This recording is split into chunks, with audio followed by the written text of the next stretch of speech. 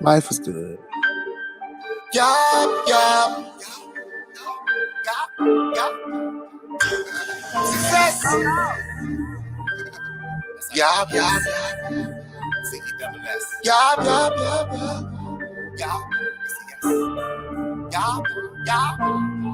Why you stressing? It's a blessing that I'm next to you. Don't you question, never question all the things I do. See, if I ask, then I'm asking it all for you. See, don't be asking, don't you worry about the way I move. I do a lot, I know I'm out here making plays. They look at me and expect me to say the day. See, I'm the type of word giving no holidays. My week begins on a Saturday. Most of my close friends, they mad at me. Usually for things that I won't agree. They still my man though. Chasing these bands, I go commando. I am who I am, I do my best. I'm a level above, I guess. But I changed cause I can't make them famous. Feel this way before I knew what fame was. Came from the slums, so tell me, can you blame me? Got big dreams, so that make me a king. This was a part of the dream, I fell into it. Had visions of running through the fields of champions. I played ball in school with the best of them. A bad influence, I was labeled by influence. They ain't understand the way the words grew on us. Now they gotta see me, hope you know it now. I ran with a gang, at times we was at our lowest. I ran from the cops so many nights, that was my workout. I prayed for a night that I never had to go without. Working overtime so my kids would never know. I'm working overtime so my kids would never know. When I feel my lowest, I'ma hit the studio. I spent a couple hours heavy drowning in my woes. Just to talk about it like it is how it goes. We can't talk about it cause you ain't got no goals. I was talking to a mess in the water. Do you understand the decisions that you chose? Do you understand the decisions that you chose?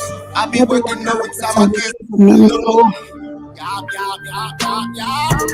I be working overtime, my kids will never know. When I feel my lowest, I'ma hit the studio. Spend a couple hours, heavy drowning in my woes. Just to talk about it like this, how it goes. We can talk about it cause you ain't got no goals. I was talking to a mess and what are those? Do you understand the decisions that you chose? I be working overtime, my kids will never know. I be working overtime, my kids will never know. Do you understand the decisions that you chose? We can't talk about it cause you ain't got no goals. You ain't got no I be goals. working overtime so my kids never know. Yes, indeedy. OTE. What up? You know that was lit. That was lit. Well, you guys, welcome. It's another Monday here with Jzabel DaTruth. I am Sixxcess and JmoneyGibbs. Y'all, let us know what y'all thought about that song. Sixxcess just dropped that single OTE. Drop down in the comments, fire emojis if you're fucking with it. Y'all know what to do if y'all ain't fucking with it. And y'all know what else to do. If you really like the song, go ahead and share it. Send it out to your people. Let's run your streams up, y'all. Let's run them streams up. Yeah, let's channel it. Y'all see me good? Yeah. Let's channel it. Yeah. What's the good word, man? I ain't gonna lie. I've been trying to drop a new single. It's been a minute since I dropped a new single, so I had to do it. I got a new album that's gonna be dropping at the end of this year, so we're going crazy. Man, we got a lot to talk about today. Yeah. So I'm going to run down the topic list and let y'all know. I think it's better that I do it this way because sometimes y'all come in, y'all want to know where we at with the topic. So today we're going to run down. Hassan Campbell calls out Gilly the Kid, says that he's a bad father. Jamie Foxx, was his sickness a hoax? You know what? Also, the N-word. How do we feel about the N-word? Is it something that Black people are too sensitive about nowadays, or do we have a reason to be upset? And lastly, whole truths. My nephew's baby mother is pregnant with my baby. So, yeah, it's about to get very interesting, y'all. Let's go ahead and start with the Gilly the Kid. Rest in peace to his son, Young Cheese. A lot of people were confused because they thought Gilly the Kid was like in his 30s. And it was a huge debate. Like, well, is he 50? Is he 30? Like, is he 49?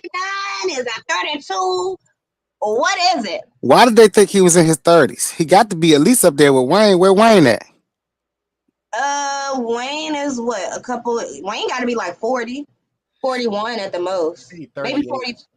You how old? I thought maybe 40, but yeah, I thought it was like 38 or 39 or something. I mean, think about it like this though. He could be in his late 30s, mid 30s. I was 39 because I was 13 when he was 16 or 12 when he was 16, like around that age. So yeah, he could be in his late 30s and still have a 20-year-old. So what upset me about this is why are we so concerned about his age instead of sending him condolences? Not sure exactly what's going on in the climate these days, but his son was 25 years old, and he was, I don't know how to say this word properly, but he was taken away from us. Pow? Yeah, he's taken away, man. Crazy. Out of all the words to use, pow wasn't it, just to let you know. I mean, this is not a funny situation, so stop trying to make me laugh. No, I wasn't. Like, I'm really trying to be serious right now, you guys. But what Hassan Campbell, a lot of people felt like Hassan Campbell was being disrespectful in calling out Gilly the Kid. Have you guys seen the clip yet? Negative. No, I haven't seen the clip. No, you guys haven't seen the clip. Well, that's what I'm here for. So let me go ahead and pull this up for you guys. Bring it to us, Jzabel. Let's see here. Yeah, because this was very interesting. I agree and I disagree. I don't know. It's kind of a tug of war here. So. Oh, you trippy with that. Let me know if y'all can hear it. Because I didn't click the audio. Hold on 1 second. We couldn't hear it yet. Yeah, I couldn't hear it. Yeah, I'm going to do it over. Because I didn't click the audio when I... Do over. The audio's already clicked. Okay. For Gilly and Wallow, right? How you get $100 million and your kid is still in the hood? Look, bring it back. Come rewind. Hold up. How do you get $100 million check? Why is your kid still in the hood? You explain to me how Wallow and Gilly got $100 million worth of gain. For everybody else's kid, you can see the downfall of Young Thug, but you couldn't see your son in the street getting his snot box rocked with all that jewelry on. Like he was in a moving target. I don't even understand this. But I really, really do. I just got one question for Gilly and Wallow, right? How you get $100 million? Nah, so really? So that's part of it. I have another, I want to play the whole thing, but so far, you guys, how did you guys feel about what he said? I mean, this is what's crazy. This is what I hate about the media broadcasting how much a person gets out of a deal. Whether it be sports, whether it be entertainment, whether it just be a new job of appointment. But I hate that they just broadcast how much a person makes because then there's an assumption level. So what does it matter if he had 100 million? Let's play along with the fact he had 100 million. Where his kid chooses to be is his kid. And this is not a kid. Why are we using the word kid for a 25-year-old man? That part. And if I'm not mistaken, the facts was he was out at a social gathering, like a club or something, right? Mm-hmm. So again, he talking like this man was gunned down in the streets, and it was several people that was hit. He was just the one that lost his life. I'm assuming, but this is retarded for this dude Hassan Campbell, who's using the moment. Now, honestly, from what I learned about Hassan Campbell is this is how he is, though. He's a moment jump on her. J Money, how do you feel about it? I mean, I was agreeing with what Six saying. One, you don't need to be calling this 25-year-old man a kid. This is not a kid. He has the choices of where he wants to be and what he wants to do. You know what I'm saying? He has decisions. He knows where he's at and what he's doing and the time and place. Another thing is, it gets deep for me because it's definitely an agenda, right? People don't even realize that when you're talking about how much somebody else gets paid, it's look at what the discussion is now. You know what I'm saying? Because it shouldn't even be that. That's not even a principle. If you really think about it, there's no paying job that's paying more than $2 million a year. So that's why they use these other people like athletes, NBA players, football players who are getting paid way more than $2 million, $6 million. Well, they're getting this million a year. Their contracts are this and that. And they putting that out there to decoy you from what's really happening in the world. And the reality of it is that deal wasn't even $100 million to Gilly. Let me tell you something else, because people don't even realize, like, even if you did win the lottery and get $100 million, and we could talk about the Maryland lottery winner too, who lost her ticket. But hold on, J Money, I want you to save that part because we're gonna get into that. Let me play this clip right quick because I also want to talk about the SAG after. And I have some clips to back up what you said. So let's just hear the Hassan all the way out. Because I hear what you guys are saying, but I want to hear what he's saying. Gilly and Wallow, right? How you get $100 million and your kid is still in the hood? Heal up, wheel up, bring it back, come rewind. Hold up. How do you get $100 million check? Why is your kid still in the hood? See, let me tell y'all a little story, right? Not too long ago, I had an individual that I was trying to help.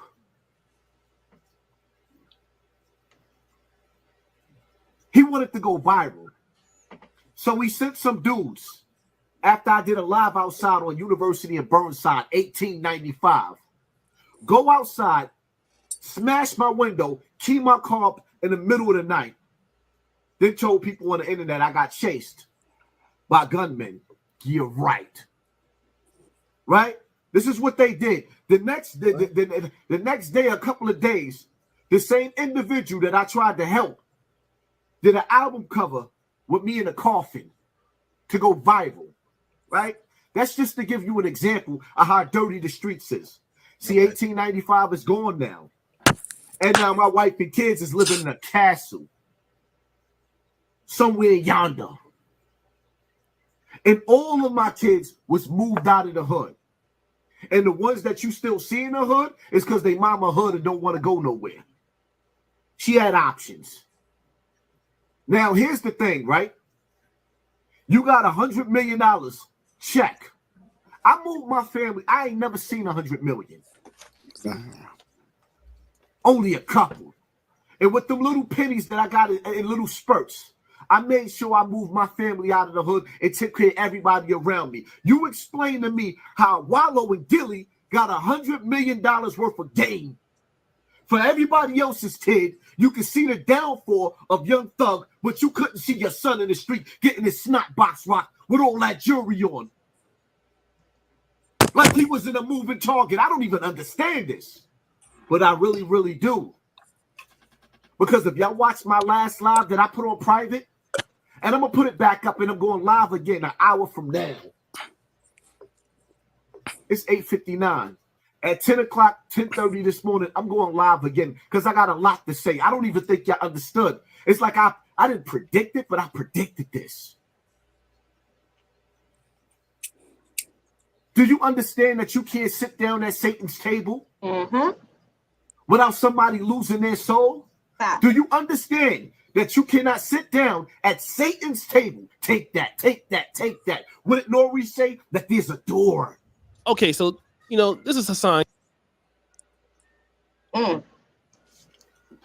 See, now y'all going somewhere different now. He was going there the whole time. I just played the first half of the clip because I wanted to see how y'all was going to feel about this. But Shit. Okay, so there's two things that I think here. Yes, I believe that maybe Gilly should have been more active in his kid's life, or there are things that could have been done to prevent this, or it's possible. But like you said, his son is 25 years old. His son pretty much makes his own decisions, and you can't force a grown person to do something that they don't want to do. Period. Yeah. Then here comes the conspiracy part of me, and it's like sacrifice. We always talking about these sacrifices and how this person sacrificed this person, and every time somebody gets a huge amount of money, somebody dies. Megan Thee Stallion's mother. You know what I'm saying? Like Kanye. Like it seems like it's too many coincidences with people getting huge checks and someone close to them dying in a short amount of time after or before that. That's crazy. So we jump in industries now. Okay. So podcasters. No, Gilly is a rapper. No, he's not. Gilly the Kid is a rapper. No, Gilly the Kid was once a rapper. He's still a rapper. Once a rapper, always a rapper. Is that where we going with this? Nah, nigga. But he didn't get his money to rap though. Kevin Hart is no longer an actor. Lil Wayne is no longer a rapper. But he didn't get his money. Is no longer a rapper. He didn't get his money to rap though. That's not what he's getting paid for. That's my point. Okay. He's not. That $100 million has nothing. I disagree. He originally he was known as a rapper, so that's what she's sticking to. What his origin was a rapper. Right, so yes, you're right. He is doing podcasting and things now, but his origin is a rapper. He has it on his resume. Yes, correct. But he's not a rapper right now. He is a podcaster. It's on his resume. What he's been paid for right now, with the $100 million in question, is podcasting. Okay, we get what you're saying. So we've jumped over into industries now about where the sacrifice lands. I mean, and happens in acting too, though. I mean, like at the end of the day, this is where I'm at with it. This is a 2-man team, and we don't know what is behind the scenes. So this isn't one man getting $100 million. This is $50 million split within a 10-year time frame of sponsorship and endorsement. So that means that he will make at least $5 to $7 million a year. Now, the reality of it is, if he's working it like a job, then that means that he'll be getting a check every 2 weeks. But at the end of every year, it will be worth it as opposed to doing something else. Now, the thing Hassan said, all my kids are out the hood aside of the ones whose mamas are still hood. I found that very interesting.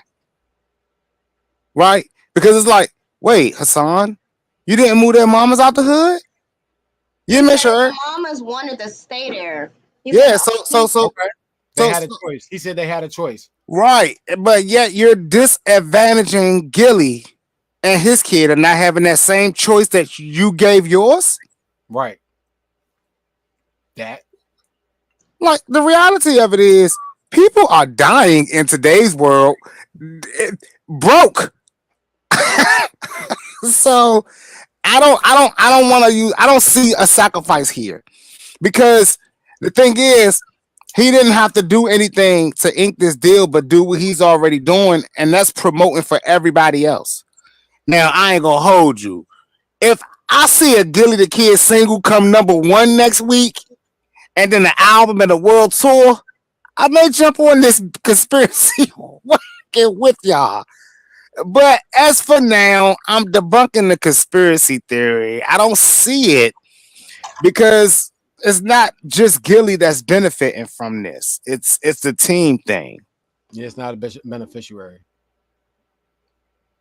God forbid we sign our major contract and something happens to one of our loved ones. Sheesh. I'm looking at you, Six. Who you sacrifice? Well, my baby mother might be off the list, so I don't have anybody in mind other than that. I can't stand you. Oh my gosh. Well, I thought about it. Shit, we all have. In this industry, you got to think about it. If it could come up, we have to think about it. So he had more to say right here. Let me just make sure that this. But now let me say that was a joke, young. I don't want nothing to happen to nobody, and I be in trouble for that shit. Congratulations to my boy Melly, man. Woo! Hey, yo, check this out. Mike Knotts, OG Shabazz, and all of the rest of you dudes that got something to say about me. Don't tag me. Tag the shooter. I ain't the one that rocked Shorty snot box. The shooter is still on the block.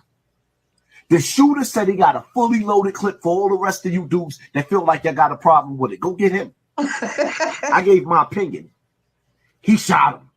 He shot 3 people. The shooter shot 3 people. Y'all know who the shooter is. Y'all know where to find the shooter. Y'all know to tag the shooter. Why y'all keep tagging me? Facts. Go ahead, Hassan. And I don't even really like Hassan like that. Okay. Hold on, wait. Are these the facts? Like he's using this.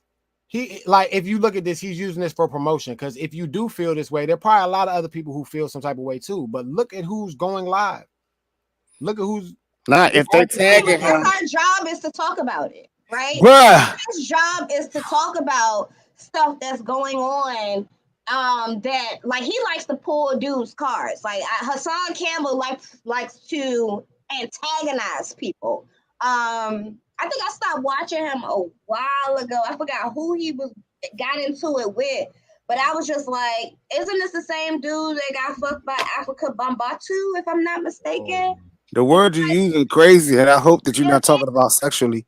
Yeah, sexually. If anybody in the chat, if y'all familiar with Hassan Campbell, let me know if I'm right or not. Isn't he the guy that got I got hit from the back by Africa Bambatu, something like that? Lord, please confirm. Now listen, antagonizer. So I have to ask a question though. Are these facts? Do they know who the shooter is, and in fact, post about him? I knew I wasn't tripping. Thank you, Iz. Yeah, so that's Hassan Campbell. I had stopped watching him, like I said, a while ago, but what caught my attention with this is, like he said, don't tag me, tag the youngin' that rocked your youngest snot box. And I love when he says snot box. It just cracks me up.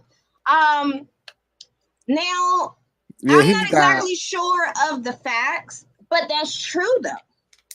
Like y'all, black people, most of the time when there's a crime committed in their neighborhoods or around, most of the time people know who did the crime, but there's a no snitch code. And basically what he's saying is, y'all know who did it. Don't get mad at me for saying something. Point them out. Yeah, snitch. In today's world, snitching is back on the menu, people. Snitching is back. We good. We good to go. Go ahead and tell. Back in my days, they used to call it a tattletale. I'm not gonna lie to y'all. For a long time, I got in a lot of trouble due to the no snitch code. I got into a lot of trouble. I know a lot of people that did a lot of time due to the no snitch code. So I, for one, am glad to be in a time where they focused on something that can finally benefit me. You know what I'm saying? Because for a lot of times, a lot of the agendas and things that were pushed, it didn't benefit me no way, so I didn't really care or about it, right? But now this like new snitching thing that everyone's on and seemingly accepting, I knew it was something real when my dad said to me the last time I got locked up. He said, listen, at this point, just do what you got to do to send send somebody else to jail. We tired of having to bail you out. So at that point, I knew what he was saying to me. He said, man, tell them people, instead of you going to jail for doing something to them people, put them people behind bars. I said, you're right. Why do I got to keep messing up my money?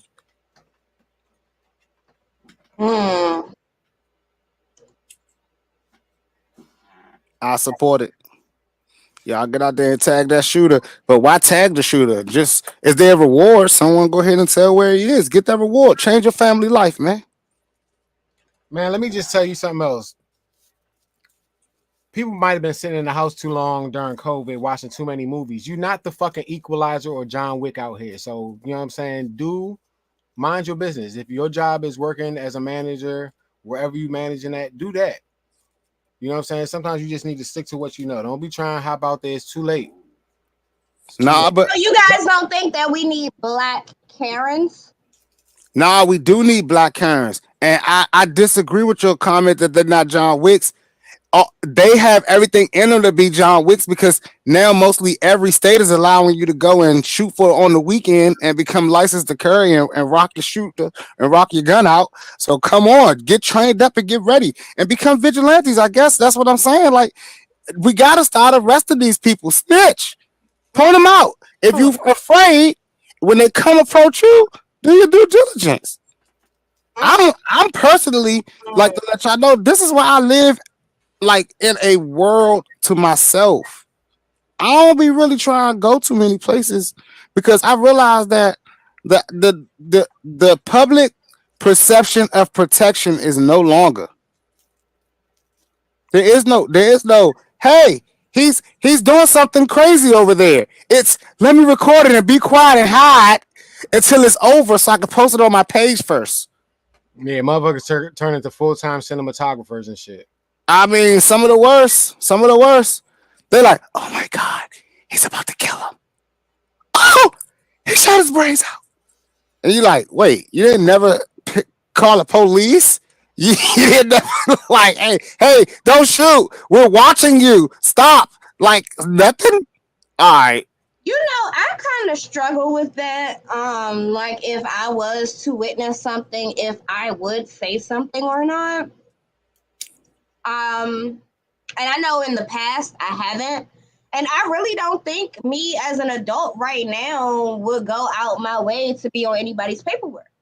Like, I mean, what if you see a kid get snatched up in the van and you got the license plate number and everything, that van right in front of you? That's different. That's a child. That's what I'm saying. Like we got reasons That's now. a child, but if I see like two guys arguing and they get in a fight and one of them shoot the other one, that ain't none of my damn business. Nah, listen, it's crazy because it's like how do you look at it? Like if I see a young dude no mask on or a mask on run up and rob a old dude, then the old dude snatch his mask off and he's shooting dead and the little nigga run past me. If the police come to me with that little nigga in the lineup, he done. He done. I mean, shit. What else can we do? You're gonna sit up there, John, and be like, I don't know. Oh man, you already in the paperwork. If they asking you questions, you might as well go and get that nigga off the street. Mm-hmm. Or person, might as well get that person off the street. So it sounds like your next question would be, how much I'm getting for this? No, that's like honestly, I believe that we have to stop asking for money for everything. The world we hoard out. This whole world is hoard out. Mm-hmm. Leave me money on the dresser and I'll do whatever. Hey. Just leave the money on the dresser. Oh, I'm sorry, in my cash app. The cash app is the new dresser. That shit is crazy. So no, man, we gotta stop hoarding ourselves out to do things with dignity, do things with some pride and integrity. Bring back the real world. Snitch with pride is what you're saying. Yeah, I mean, not just snitch with pride, but we need to do the right thing with pride. No, just do the right thing just to be doing the right thing. Like nobody needs to be telling you to do the dishes. Just don't. Yeah, and I guarantee you, if we was in the world where people had the understanding that you may get your shit snitched on, a lot of shit will stop. A lot of people will start thinking. That's what Charleston White pushes for. That's one of his comedy skits is like, you know, teach young boys to be snitches because if they teach them young. When they get older, people will be scared to do stuff because they will know somebody is going to be there and willing to snitch on them. Yeah. Why you think most of the most safest neighborhoods got that sign in the front? This neighborhood is being watched by Neighborhood Watch. Mm-hmm. So speaking of snitching, how do you guys feel about Kodak? Well, I know how you feel about it. Yeah. JMoney, how do you feel about Kodak Black working with 6ix9ine? Smart. Genius. Smart. Genius. You think genius? I think smart. I didn't know you guys were both on the same page with this. Okay, and why?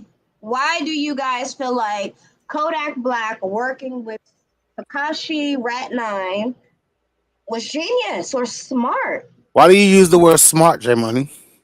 Well, I mean, from a business standpoint, that's a good. Why not? Hmm. Let me tell you why I use the word genius. Because There's been a lot of rappers throwing shots at Yak. And we all know that if Yak wouldn't have spent a few times in the behind some jail stints and took some time off for that, and shout out to Donald Trump for bringing him back, but he'd be a lot further than he should be. Mm-hmm. Now, 6ix9ine, on the other hand, have proven that he's not going anywhere. And we're talking about a guaranteed payout. The number I believe was thrown out was $1 million. So Well, which way? paid to Kodak Black for this verse. Oh shit. So when I think about having a career in today's world where I need to fund that career, also in today's world where you got my label not really giving me the funding that I need to be where my competitors are comparing me and challenging me on, you're not number one. You're not number one. What you just did was put yourself on. Yeah. And that's why I said it's smart from a business standpoint. If you're doing business and you're looking for longevity in the music, smart. He didn't diss him the whole track. He addressed what he knew. He addressed what he knew the public was going to say about him doing that record with him. It was like Eminem's freestyle at the end of 8 Mile. Yeah, that one line, I'm so raw, I got a rat giving me cheese. That's really not a diss, because it's really a diss to all the people who don't understand Kodak Black's stance. Saying I'm so raw, I got a rat giving me cheese. It's like a smack in the face to all the people that's saying, "Oh, 6ix9ine's a rat. 6ix9ine's a rat." So before I play this snippet of the verse, I'm just gonna say one or two things. Mm-hmm. When I initially saw this, and low key, 6ix9ine is fire. Like, not low key. That's a high key. That's a high key. No, low key, 6ix9ine is very talented. There's not a song that Tekashi has made that I didn't even really like. You know what I'm saying? Like, yeah. Why you gotta go low key though? Why you gotta go low key with it? Because a lot of people act like he's not talented, or I just feel like, I don't know why I did low key, but to me, low key, because I'm not advocating for snitching here. I'm not an advocate for snitching. Or snitches, right? Wow. But I can separate, like how I can separate R. Kelly's music from the person. I can separate Tekashi's music from what he actually did, right? Yes. So when I initially saw this, I was like, yo, this shit probably about to be fire, because I haven't really heard anything from Tekashi in like a year, but I haven't been looking either.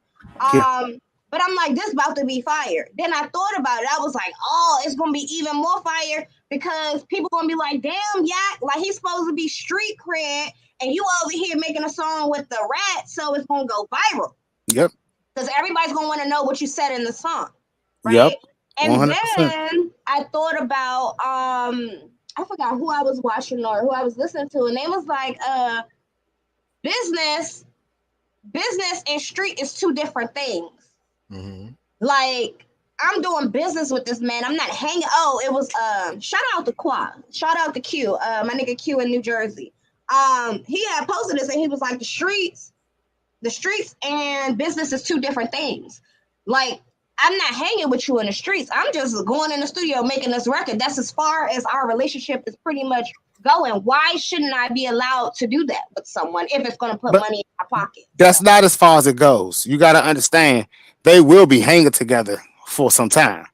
Now, that's what that $1 million entails. That $1 million ain't just come in the studio and do a record with me and we done. I mean, I'm sure it entails a video or shows, everything. You don't understand. This is about to be. This is major exposure, not just for 6ix9ine to the streets, right? But to Kodak Black, to the world.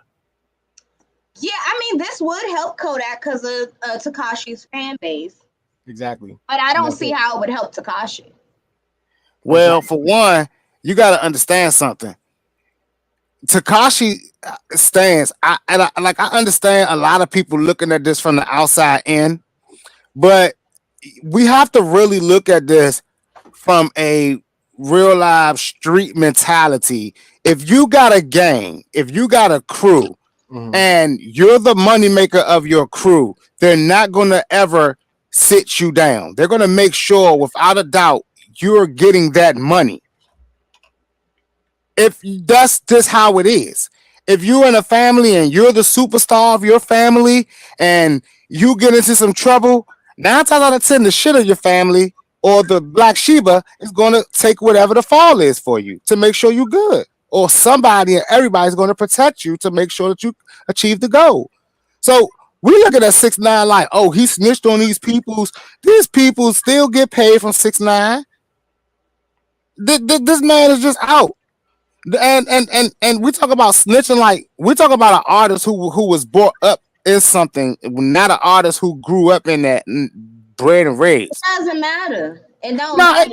I feel like it doesn't matter. I feel like once you jump into that, like nobody is pulling you into that. Once you jump into that, you're in it. It don't matter if you was born in it or whatever. You sought out that life. So whatever comes with that life, you definitely deserve it. Whatever. However, I am looking forward to hearing this whole track. Like I said, you haven't heard it yet? No, I just heard this clip right here. Oh man, amazing record. I've heard it. I had it on repeat the night it dropped. Yeah, I haven't really. But yeah, y'all, let me go ahead and play this clip, this snippet for y'all, and we'll come back and tell us what you think. Drop it down in the comments. Y'all got some feedback? Come on up here. I'm about to drop the link in the comment section. So, oops, wrong page. Verse, we ain't going in on a brick. And keep talking what you do and some shit. And ain't no telling that was you, what you niggas would've did. I gotta eat and miss some business with the street. Cause my little girlfriend will be wanting to free me inside sweet. I'm so raw, I got a bad bitch with me on me. I'm so raw, I got a rat giving me cheese. Yeah. I was so glad they took that line out of the actual song. I was so glad. What line? Yeah, I'm so raw. I got a rat giving me cheese. You took it out of the song? Yeah, it's not actually on the record. That was just some fun they was having in the studio for clickbait. That was for the clickbait. That's what got everybody to listen to the song. Everybody was like, "Oh my god, he dissed him on the record. I gotta go listen to it." Like, you really think that's what happened? No record. Well, you know, another thing is Kodak has been losing his mind lately. Yeah. So I think a lot of people are going to give Kodak a pass. Lately? A lot of people gonna give Kodak. Really? A lot of people gonna give Kodak a pass. Gunna just went #1 in the world. For real? Yeah. I ain't even heard that song yet. Yeah, you probably did. The whole album, the whole world was talking about it. He had NBA players telling us we lunching if we don't still support Gunna. What? I don't know about all that. I don't feel any type of ways about it. And you still with your 80s mentality out here, like this ain't the streets no more, Jzabel. We out here. We outside. I never was a Snow Patrol outside. Snitch Patrol. I never really was a Gunna fan because to me he sounds too much like was it Thug and somebody else. It was like he didn't have like his voice. It just confused. It was like it wasn't authentic enough for me. So I never latched on to him. Yo, let me tell you. Song with somebody else. I heard his first mixtape, and I was like, he's like, I just be interested in how these artists evolve, and it's interesting how a lot of artists don't evolve to make themselves sound current or relevant, and that's a bigger problem to me. I tell artists that all the time. If you keep on wanting to stay original and have your own sound, good luck. Yeah, you got it. That's not true, because look at Sexy Red. Sexy Red got her own sound. Drake got his own sound. Lil Wayne got his own. We listen. First of all, everybody you just named adapted to time. First of all, you talking about her verse, right? But you know what she made sure she did for her next single? She made sure she made that a relevant hook. That ski, that relevant hook. That's not that's not an original hook. That's a sound that they know works. Pound Town. Of course, that's a parody song. No, what I mean originality is I'm talking about your voice, like not trying to I don't. sound We like can't. somebody else. We Like can't Doja count Cat, people. We can't count people just because they get one. Cardi B sounds like Cardi B. You're Doja gonna Cat sound sounds like like yourself. Doja Cat. Like what? Megan What are you saying? sounds like Megan. Gunna sounds like Thugger or somebody else. Like that's what I mean. Authenticity. Now, Gunna sounds like Gunna, but the thing I get where you going, but what I'm saying is they all have to have something relevant, and I'm not counting any artist on one time. Like Ice Spice sounds like Sleepy Hollow, you know, like they all sound like somebody. Bruh. I don't know who Sleepy Hollow is. You know who Ice Spice is? I know who Ice Spice is. Well, just I wouldn't say imagine. Ice Spice sounds like herself yet because I'm not too familiar with women that rap like that. But what I can say is a lot of the superstars, the major artists, the celebrity artists, they don't sound like nobody else. Takashi sounds like nobody. Who does Takashi sound like? Nah, Takashi's that man. Sound like. So when people tell artists to be a copycat and have no authenticity, to me, you're setting yourself up for failure because when I say sound, they're looking for the next new thing. Like everybody's mad at Sexy Red. No, she's not lyrical, but she's authentic. Let me clarify. When I say sound, I'm talking cadence. Oh, okay. Cadence and vibration. That's what I'm talking about. That's fine. Because obviously everyone is going to sound. Everyone obviously they don't sound the same. They have their voice that you know is them. But I'm talking cadence and delivery and vibration. They understand something. That's why every new chick now is coming out trying to make a new Pound Town and just throwing it out. I mean, they copied Ice Spice. Of course, everybody copies what's relevant that wants to be relevant because if you don't, you're irrelevant. Well, I think the cadence, like, okay, go with, and that's what I'm learning now is to go with what's hot right now. Mm-hmm. But I don't believe that you should go in the studio and when you come out, if you sound like somebody that's already out, you need to go back in there and do it again. Like deepen your voice, high pitch your voice, speak original, cut the auto tones, do something to sound original. Nah, the best thing an artist can have is if the first time somebody turn on your record, they be like, "Is this the baby?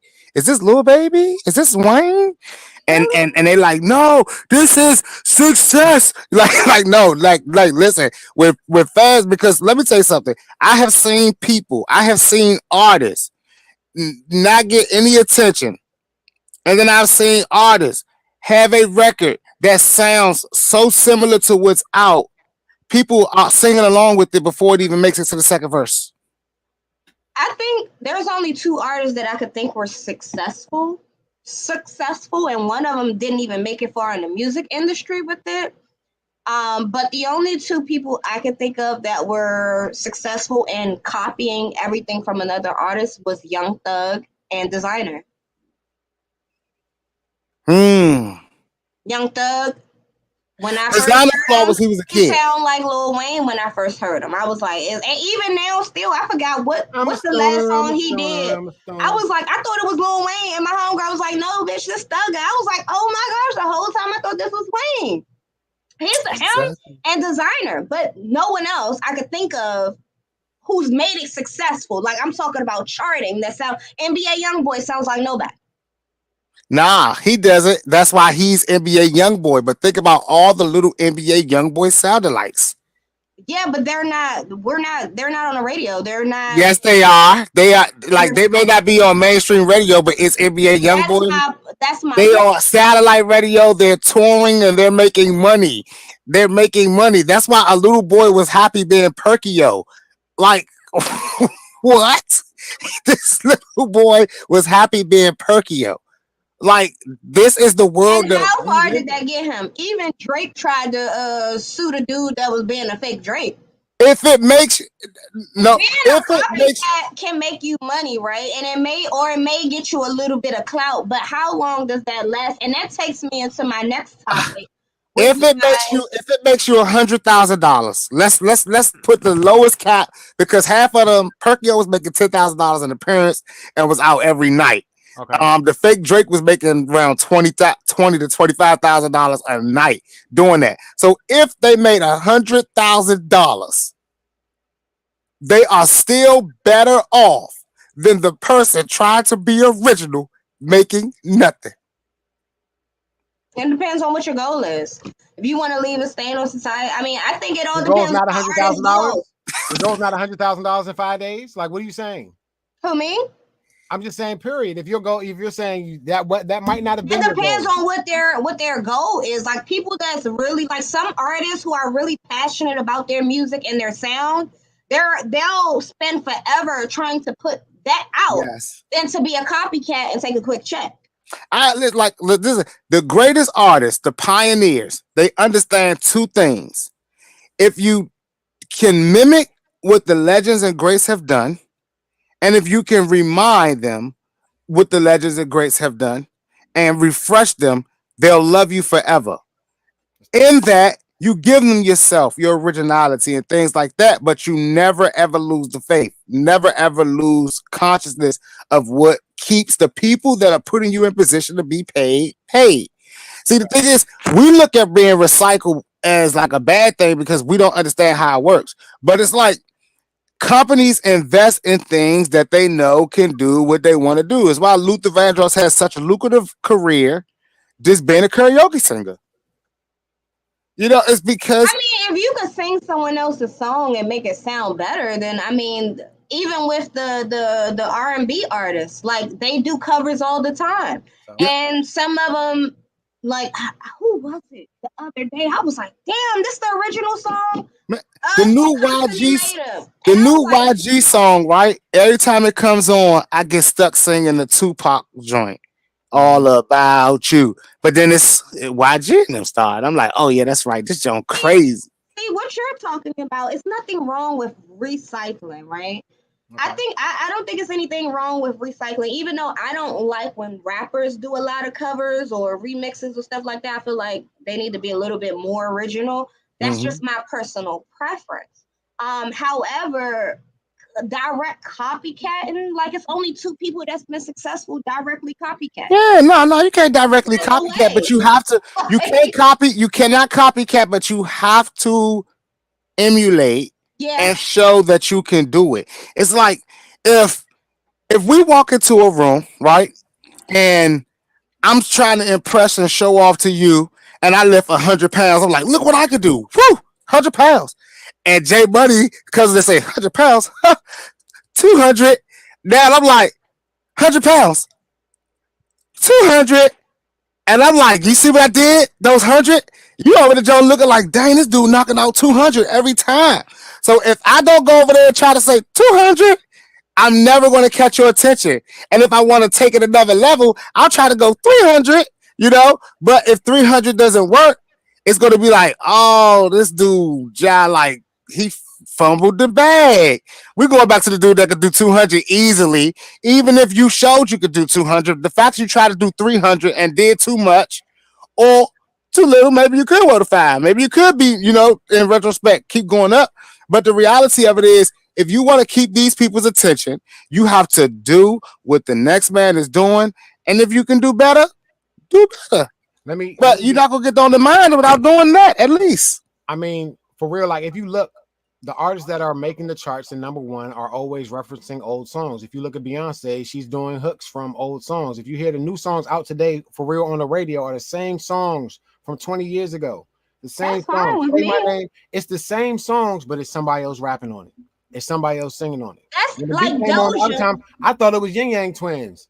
Who was it? Was it Doja? Bryson Tiller, though. You know what I'm saying? It's the same songs. When I'm with you, all I get is Wild Thoughts. Same songs. They repeating where the party at. It's the same thing. So it's gonna be recycled, but you just need to know how to be clever enough to fit yourself into the game because Drake's doing it every single time. He's referencing other songs in every song that he does. Yes, he is. I seen a video where they was like, he uses other people's lyrics, but nobody catches on because it's no, Drake. I don't know who's not catching on, but like everybody catches on, but no one cares because it's a difference between stealing and paying homage to show. right. Yeah, I can do what y'all can do, but I do my own thing. That's exactly what happened with Cisco. He got sued for saying "Living the Vida Loco" in the thong song.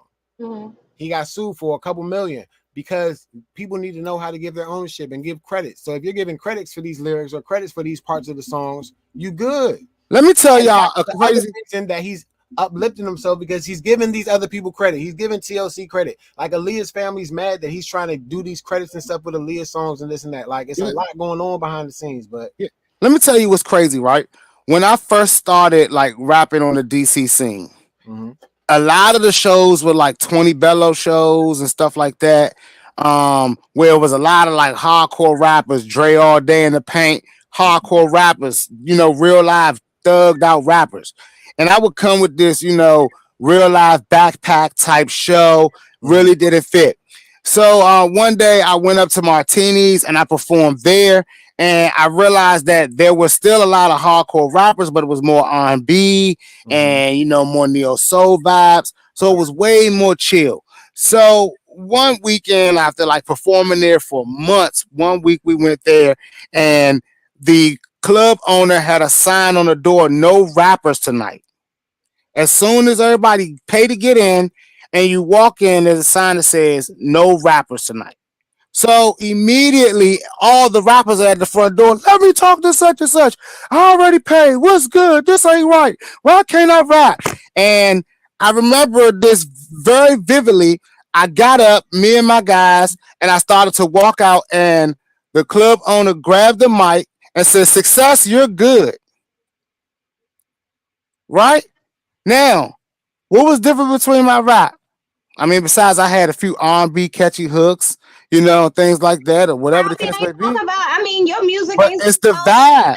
Sliding every 5 seconds. Like exactly. You're more like I wouldn't call you a backpack rapper. I would say it's just about you have to understand getting in the door is way more important than trying to do what it is that you think you want to do.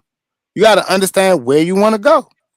And a lot of these artists, even when they're trying to find their sound, they don't know. They don't know where they should market it, where they should be at. So, I believe that if you see an artist's career that you say this artist is where I want to be, you need to start walking in that artist's steps. So would you and J Money? I'm gonna start with you because I think I could predict Sixxcess's answer. Big Six. J Money, would you rather be rich or wealthy? Like, would you rather be wealthy or famous? I'm cool with the wealth. So you'd rather be wealthy and no one knows who you are as opposed to being broke and famous? I mean, yeah, I'd rather be financially stable, able to take care of my family than everybody knows who you are and you fucked up out here. Sixxcess, what's your answer? It's obvious. Being famous and taking it the right taking it the right way, but in the context of what you said, being famous, you're never going to go without. Like there's times that more famous people have gotten taken care of because of their fame and sympathy for their situation than it is a wealthy person who everybody knows you're wealthy, because even if you're privately wealthy, everybody knows you're wealthy by your privacy, by your private lifestyle. So when something happens, you have to deal with it usually privately by yourself. And that's how we end up with a lot of people like, oh, I didn't even know he was sick. I didn't even know he was dealing with that. So the thing about it is I believe that being famous, taken in the right way, because there's a lot of famous people who go crazy because of the fame. Mm-hmm. But you don't have to take in that type of fame. There's a lot of people who take the fame and really advance from it. And at the end of the day, being famous will always get you the right spot landing, the right opportunity. You just have to deliver.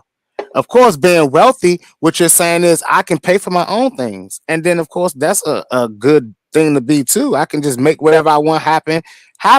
But the fact of people liking it is another thing.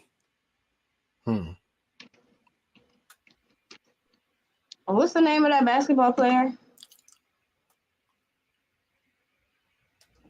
Which one? The one, Delonte West or something West? Is that Yeah, look at Delonte West though, because of his fame. famous. Look at his fame. Famous. Yeah. He's Yeah. famous.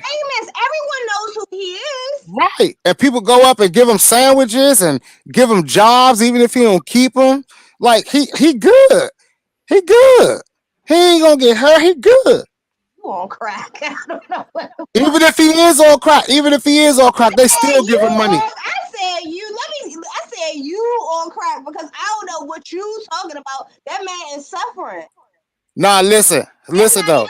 How many rich, wealthy people we know suffering though? They be suffering like shit. Privately. No. When we say, listen, you can't control your health, right? Yeah. You can't control your health. So outside, would you health aside? I think wealthy people are. If I'm putting health aside, being famous is gonna allow me to go and see and do all the same things and experience the same walks of life as that wealthy person. You think so? Listen, I'm not the richest person in the world, but I've been to Disney World for free.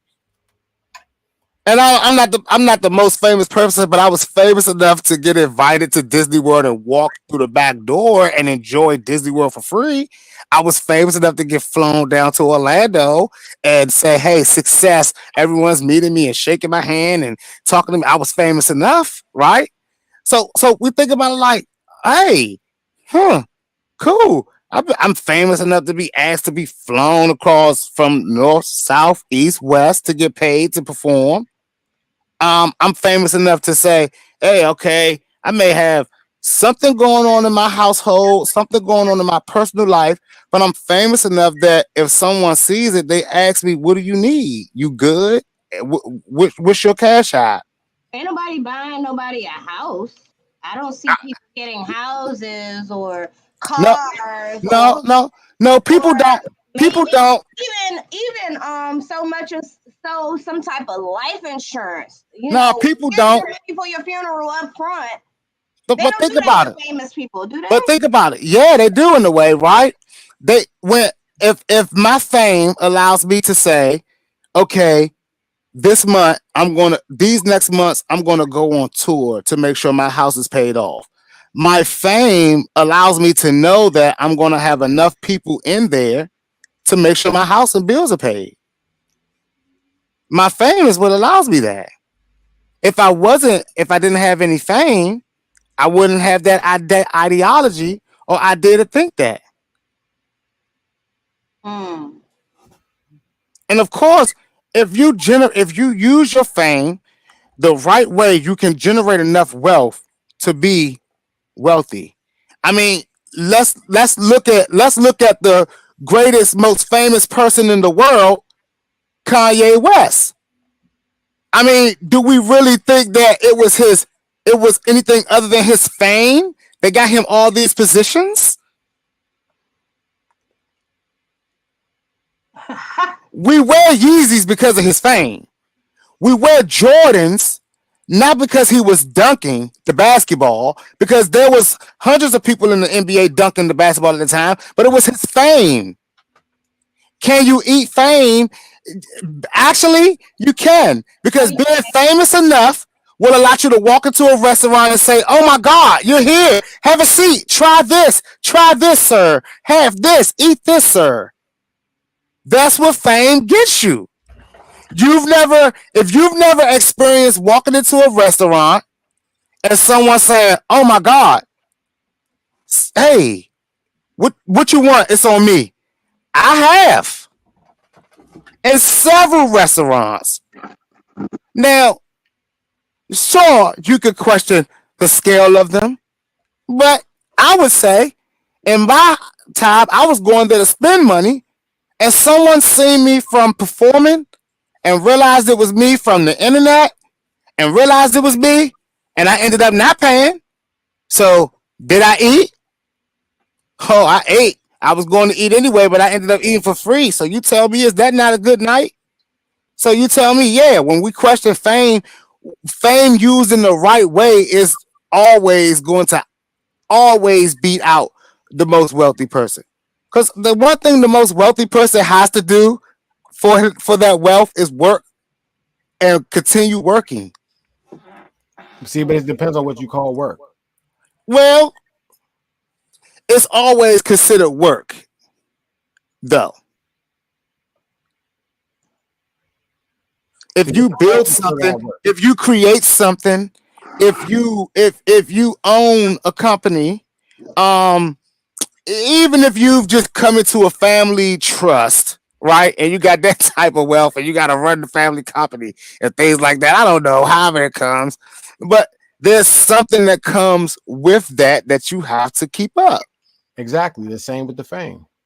With the fame, you have to be always what you became famous for. That's the thing. Then you never changes. So back to the origin of a rapper. If you start off as a rapper, are you always going to be considered a rapper, even if that's not what you ended up getting paid doing? If you do not get paid for it at that time, that is not what you are. Why are we like? I don't care. If I'm saying, like you saying, Billy the Kid started off as a rapper, so his origin is a rapper. Yes, he started out as a rapper. Yes, the same way I started out as a damn receptionist. That's on my resume. A receptionist is on my resume. But that's not what you are now. I don't get paid to be a receptionist right now. That's what I'm saying. So I would not say. So when someone asked me, when someone asked me like today, someone said, "Hey, what do you do?" I said, "I'm a recording artist." I said, "Wow." I said, "I'm also a host and things like that." So I do all that. I'm an entertainer. Wow. I didn't say, well, I was back in the day I was a receptionist, and then I moved over to join DBC. I was a military veteran. I've also done some time in jail, so I'm everything that you wanted to be. No, you don't care. Though you're saying what's relevant to keep the fame, so that's what I'm saying. To keep the fame, you still have yeah, but listen, if I became famous as the best receptionist, work. No, that doesn't, because if I became famous as the best receptionist in the world, I would have never ever had to become a rapper. I'd be going around the world being the best receptionist in the world. They'd have a damn show on TLC about me. Receptionist lifestyle. Lifestyles of the receptionist and famous. Do you understand what I'm saying? Like, I would use that fame to go to the next level. I wouldn't be sitting at that joint like, oh, I'm a famous receptionist. Let me forget that and try to go on and do this now. Like, I don't have to do that forever. I could always be, aren't you that receptionist? Like, it doesn't matter. I knew you was gonna choose fame over wealth.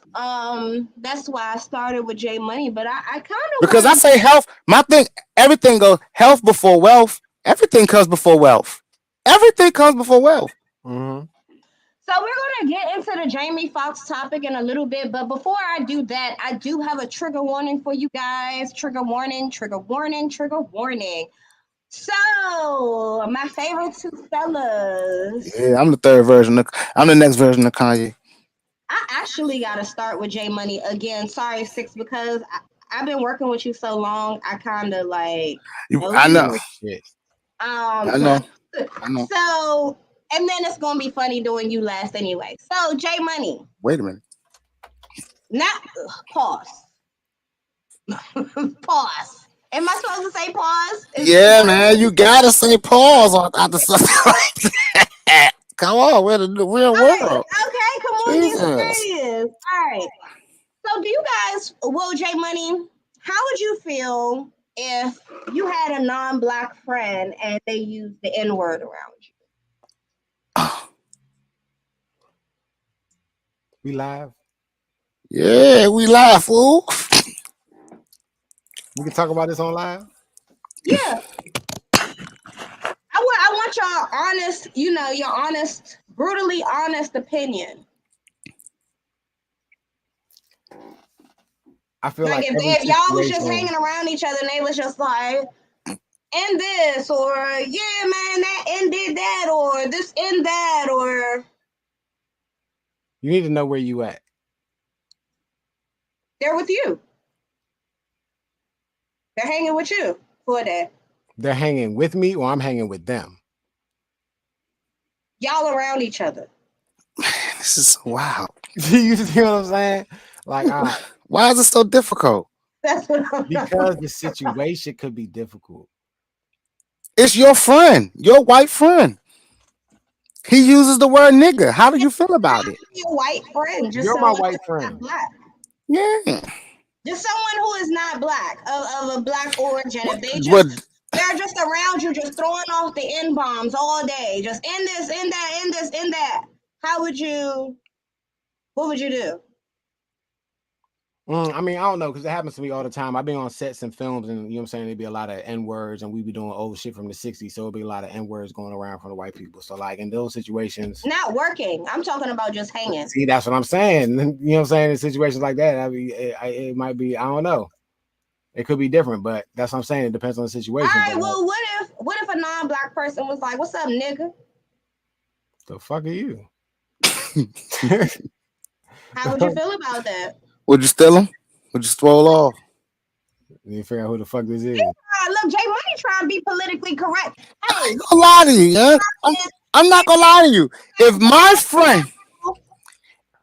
my friend uses the N-word and he's white, I do not care. If he's walking up and if this is my friend and he's like, man, this nigga tripping. This nigga been lunching all day. Man, when I see this nigga, I'ma slap him.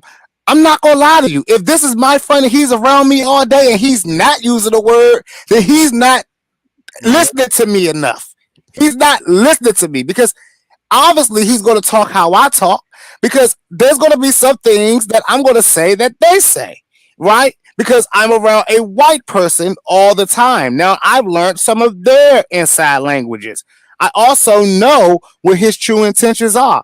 Now, if it's my white friend, and it's my white friend for some time now, right? Let's put some years on it. And one day out the blue, he'd be like, you know what? You're a dumb nigga. Well, on that day, he drew a line in the sand, right?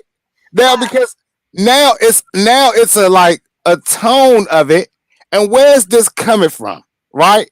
Now, if we're just chilling and I've said a joke and he like, you're a dumb nigga, like, oh, okay, right?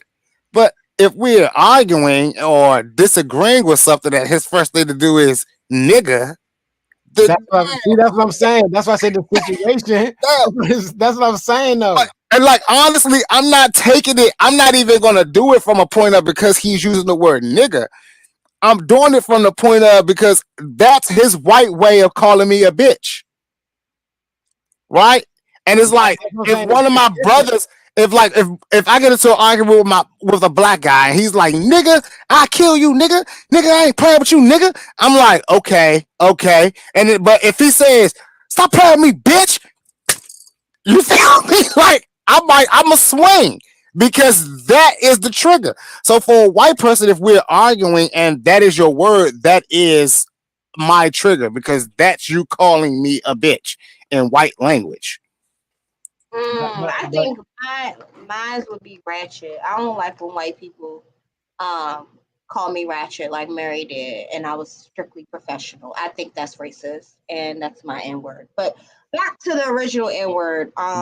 Ratchet should be a safe word, but I get it if you hate white it. women, because she tried to say, oh, you're ratchet, and I'm like, bitch, you haven't even seen ratchet. Like, I haven't even shown you ratchet. I've been nothing but professional with you, but because you're a racist, the first thing that you're gonna scream to me is I'm ratchet. Like, you wouldn't even know I was right unless you really hung around, you've been around me, or you on the show and you talking to me every day. Like, there's no way you would, But anyway, back to the topic at hand. Yeah. As far as the N-word is concerned. But only white people cannot use it. Spanish people can definitely use the N-word. I was getting ready to get to that. So with me, I'm kind of mixed with it, right? I feel like Spanish people, it don't really bother me as much when they say it, but I don't like when they say it either, right? Because you wouldn't want me to call you a spick, so why would you call me a nigga? I mean, but Spanish people. No. Wait. Whatever white people call Spanish people, because that's what I'm trying to figure out. If there's any white people out there, what's the derogatory term for Spanish people? Because I want to say it and see how they feel about it, right? Yeah. When it comes to Asian people, right? I don't have no mixed feelings when it comes to Asians. I don't want to hear you say it at all. What are we doing right now? When it comes to white people, I really don't want to hear you say it at all. Now, Yeah, Asian people can't say it either. Nah, Asian and white people, you're right. Asian people gotta be added to that strict list because they get wild with it and like they work in the areas. They on record saying that they come into black areas and buy them up because we can't get them, and to be like nigga, like nah. But if I have a Chinese friend and he locked in with me and he's taught me how to like make their food, like that shit like that, right? He's taught me their secrets. Then hey, if he can be like, what up, my nigga? What up, nigga? You know, he can give it to me. Now listen, he can say that. He can say it. He's good. You can't call them C19, so you can't call me. If I can't call you bat soup eating C19, then don't call me the N-word. And Shaq, I know that Spanish is the language, Hispanic is the race, so I meant to say Latinos, but I just say Spanish people. You knew what the hell I was trying to say. Like honestly, Latinos don't get a pass. Who, me? Latinos don't get a pass because think about it like this, not those mobster type ones like from New Jersey. No way. No fucking way. I mean, to me personally, I feel like nobody should. I don't even really. I be trying to cut back on it, right? So I don't feel like any other race to say it, especially if you're talking directly. Like you're not talking to me. Now I'm not gonna put my hands on you, but I will disrespect you verbally. Like that's just like, so to me, a white person saying the N-word is just like anybody calling a Jew a kike. I'm just saying, if I got a white friend, allowed to say it. If I got a white friend, and of course that is something. When you have a white friend that is that comfortable, that is something that has been since y'all was kids, like together. But most white people, when they lock in, they won't say it. But if you're talking to someone like that every day, if you're interacting with someone like that every day, and you're teaching them your culture and your way of moving and your way of doing things, right? Let's just say, for instance, you get a white foreign exchange student, and you're like, and every day it's like, hey, look, you with me now. We're gonna go out to school. We're gonna go here. We're gonna go here, and you're gonna see how I do things. Every time you're around your black friends, yes, you're nice, but when they piss you off behind the doors and you're talking to this foreign exchange student, what are you teaching them? Man, this nigga play too much. This nigga that, this, that. Whatever you teach them behind closed doors is what they're gonna learn. Only ignorant people would do something like that, because what you're teaching that person, that's just like you. Okay, so instead of the N-word, let's use parents for instance, right? Some people talk back to their parents. Some people get smart. Some people argue with their parents, right? So and some people know better. So if somebody's over your house and your mom is asking you or telling you to do something, and you're like, man, I don't feel like fucking doing this shit, and then you under your breath, you're like, this bitch always got to do that. And then next thing you know, your friend's over there and your mom says something, they're like, man, this bitch keep asking you to do shit. How would you feel about it? Exactly. You know how you, if that's my character, you know how I feel about it. I'm like, bitch, leave us alone.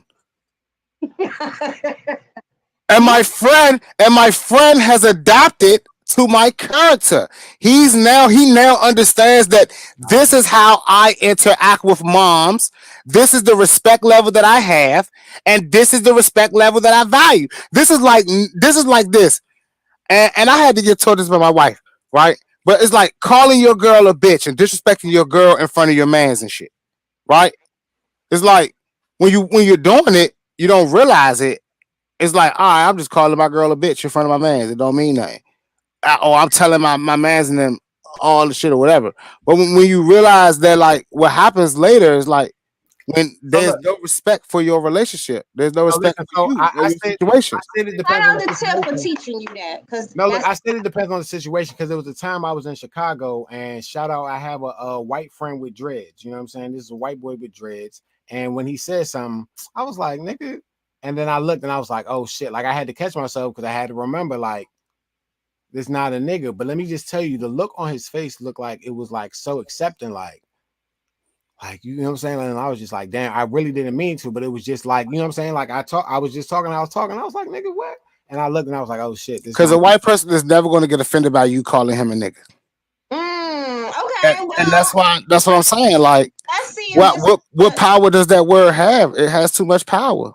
Let's see if this clip changes y'all perspective on things. I don't know if you guys are familiar with. Oh, this show is amazing. Not amazing that you should watch it over mines, but amazing. Yeah, blacks love me because I'm honest. Blacks love me. Yeah. I love them. No, we don't believe you, bro. How she refer to blacks then? How she refer to you don't want to hear my second choice. Oh yeah, It's a joke. It's funny. You should actually do stand up sometime. Maybe it would actually maybe. I think she's okay. No. I hope so. Do it. No, I can't. How fitting in That would be polite. Do it next so you can get banned again. Right. You can say it. Yeah. Say it. Come on, man. I want you to say it. For real. Yeah, what you got? You want me to say it? Yes. Is anyone going to hit me if I say it? 2 hours. Come on, Nick. What you got? All right.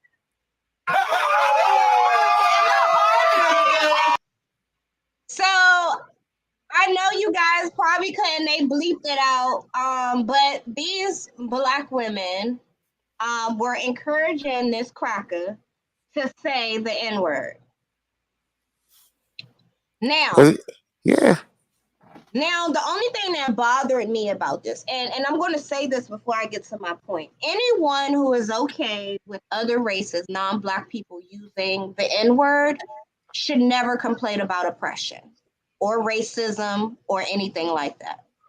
That's just where I'm going to go with that. Because if you're okay with that, then you should be okay with the history behind it, right? So you were never oppressed. You're still not oppressed. I mean, we're all equal, right? I don't ever want to hear that. I'm talking to you, Six, because we just. I'm one of those people. I don't believe in oppression. Okay, great.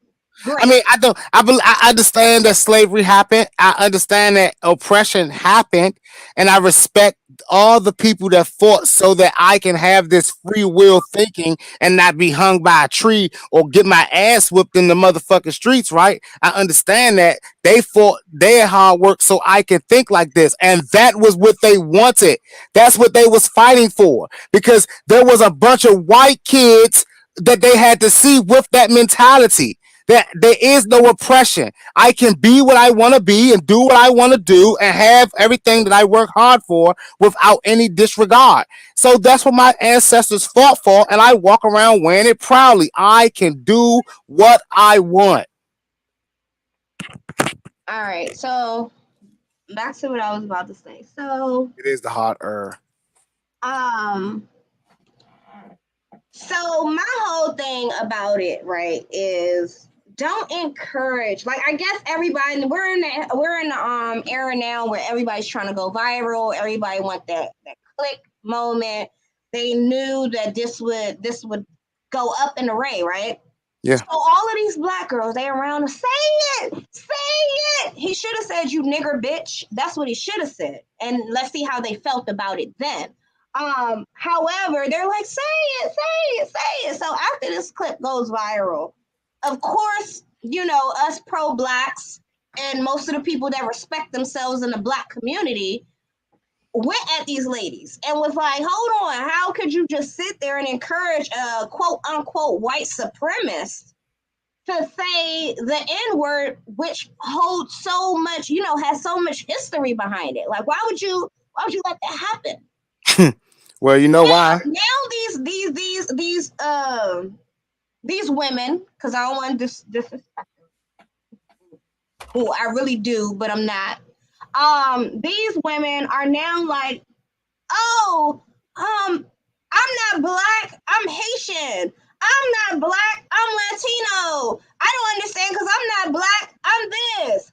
I'm not black, I'm that. Like, it's like now they all backpedaling and pussy popping. Like, well, from face value, you're black. So just be like, yeah, okay, I was okay with him saying it or whatever the case may be. Like, don't now try to separate yourself as if to say you didn't just encourage this fuck behavior. I mean, he was only on the show obviously because he say the word. I don't think he did not even want to say it. So this is what pisses me off even more because this man had more respect for them than they had for themselves. He said, no, I can't. That's what you got from that though. No, I didn't get that from that. What did you get? I totally got that he was only on that show because he's been heard saying it already. And they were expecting him to say it, but he didn't say it in that setting. And the thing that I realized that he said was, no one's going to hit me or anything. He felt set up.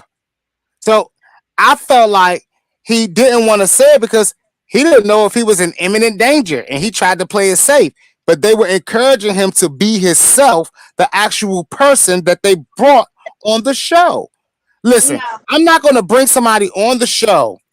I'm not going to bring somebody on my show that don't do something. That's like if I talk to somebody that does something all the time. I don't know, do stunts or tricks or whatever. If I come on my show, I want to see him do the trick. They'll be like, nah, I'm not going to do it because, I'm here. Don't give me that. Like, we get rappers and you be like, this, shoot, you got some new music? Well, I don't want to talk about it on here. All right, so look. I'm trying, No, look, this is what I'm saying, though. Same situation, right? But you switch all of those women out with men, right? And you say, hey, he would have got his shit right. He would have got his snap box rocked. Say that same joke you said again. He would have got his snap box rocked. Yeah. There's black men. The black men encouraging them was giving them the thumbs up. Say it. They're not black. They don't consider themselves black. They only consider themselves black to get black views and to do business with black rappers, but they necessarily don't consider themselves black. Well, whatever the case may be, he was only brought on there to do it. Let me correct you about that part. That's not why they brought him on there. They brought him on there because he's a white supremacist, not because he uses the N-word on his spare time. The fact they wanted him to say it because they're like, hey, you're a white supremacist, then say the N-word. Say it. And he's like, he felt like they were setting him up. But he also had so much more respect for them that he's like, nah, like, yeah, I believe that white people are better or we need to preserve our race, but that don't mean I have to disrespect you. When I heard the clip, like, disrespect us. Like, it's bad enough that y'all sitting on Fresh and Fit after they done dragged all black women. Now you're sitting here encouraging a white supremacist to say the N-word? Like, if he says it behind closed doors, that's his business. But, like, why? Why? This is why nobody respects black people. This is why no other race respects black people. You cannot go in a group of Jews and see them encourage anybody else to use the K word.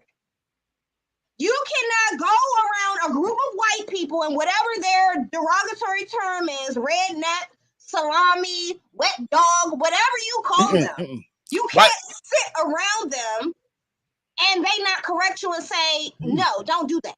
Now, you know what white people call it? White people have titled it a roast.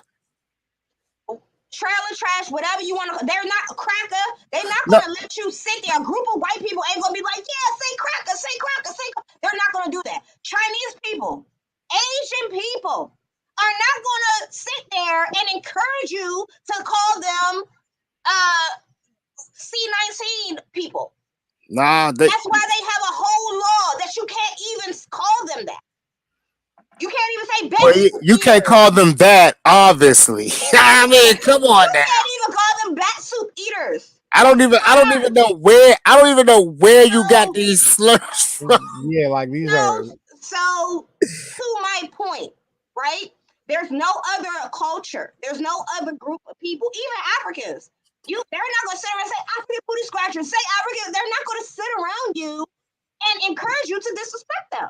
Only black people do that, right? Only listen. American culture.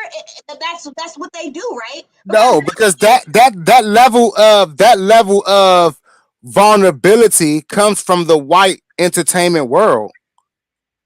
You can point your fingers at whoever you want to point your fingers is. My only point here is, if we want to be taken seriously, right? They've created this whole Black Lives Matter movement. If you want your life to matter, if you want your blackness to matter, you need to respect yourself. That's just my only point. Like that's what upset me about this whole thing. It was more so not that he said the word, because if he said it on his own podcast in his own time, I wouldn't see it. It wouldn't bother me. But what I didn't like is that y'all are sitting here encouraging him to disrespect y'all. And no other race does this.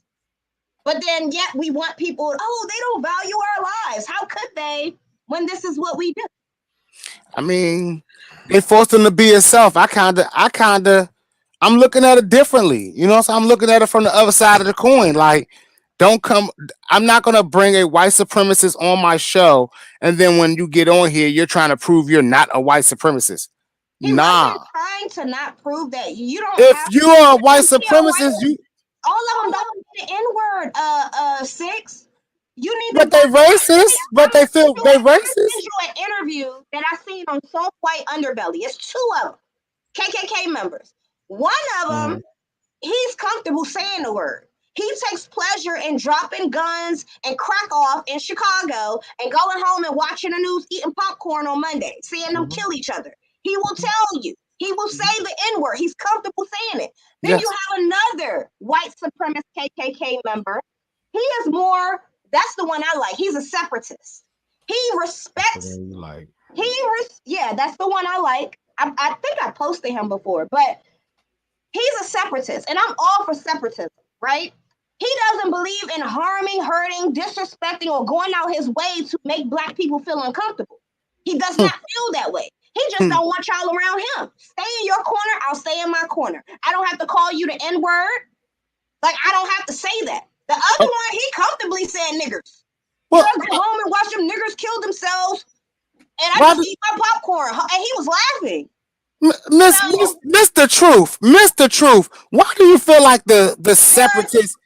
Why do you feel like there are different types of, like, all white supremacists aren't the same. It does not matter. It does not matter. It does not matter. Because if you don't feel that way, you can easily not be associated with the group altogether. I'm not going to be a Blood or a Crip or some type of fucking gangbanger and sit up there and say, yo, but I don't believe in that stuff. I mean, I don't believe in harming the community. I don't believe in shooting down on your ops. I believe in going to church every Sunday. And I believe in, as long as they stay over there, then they won't get shot.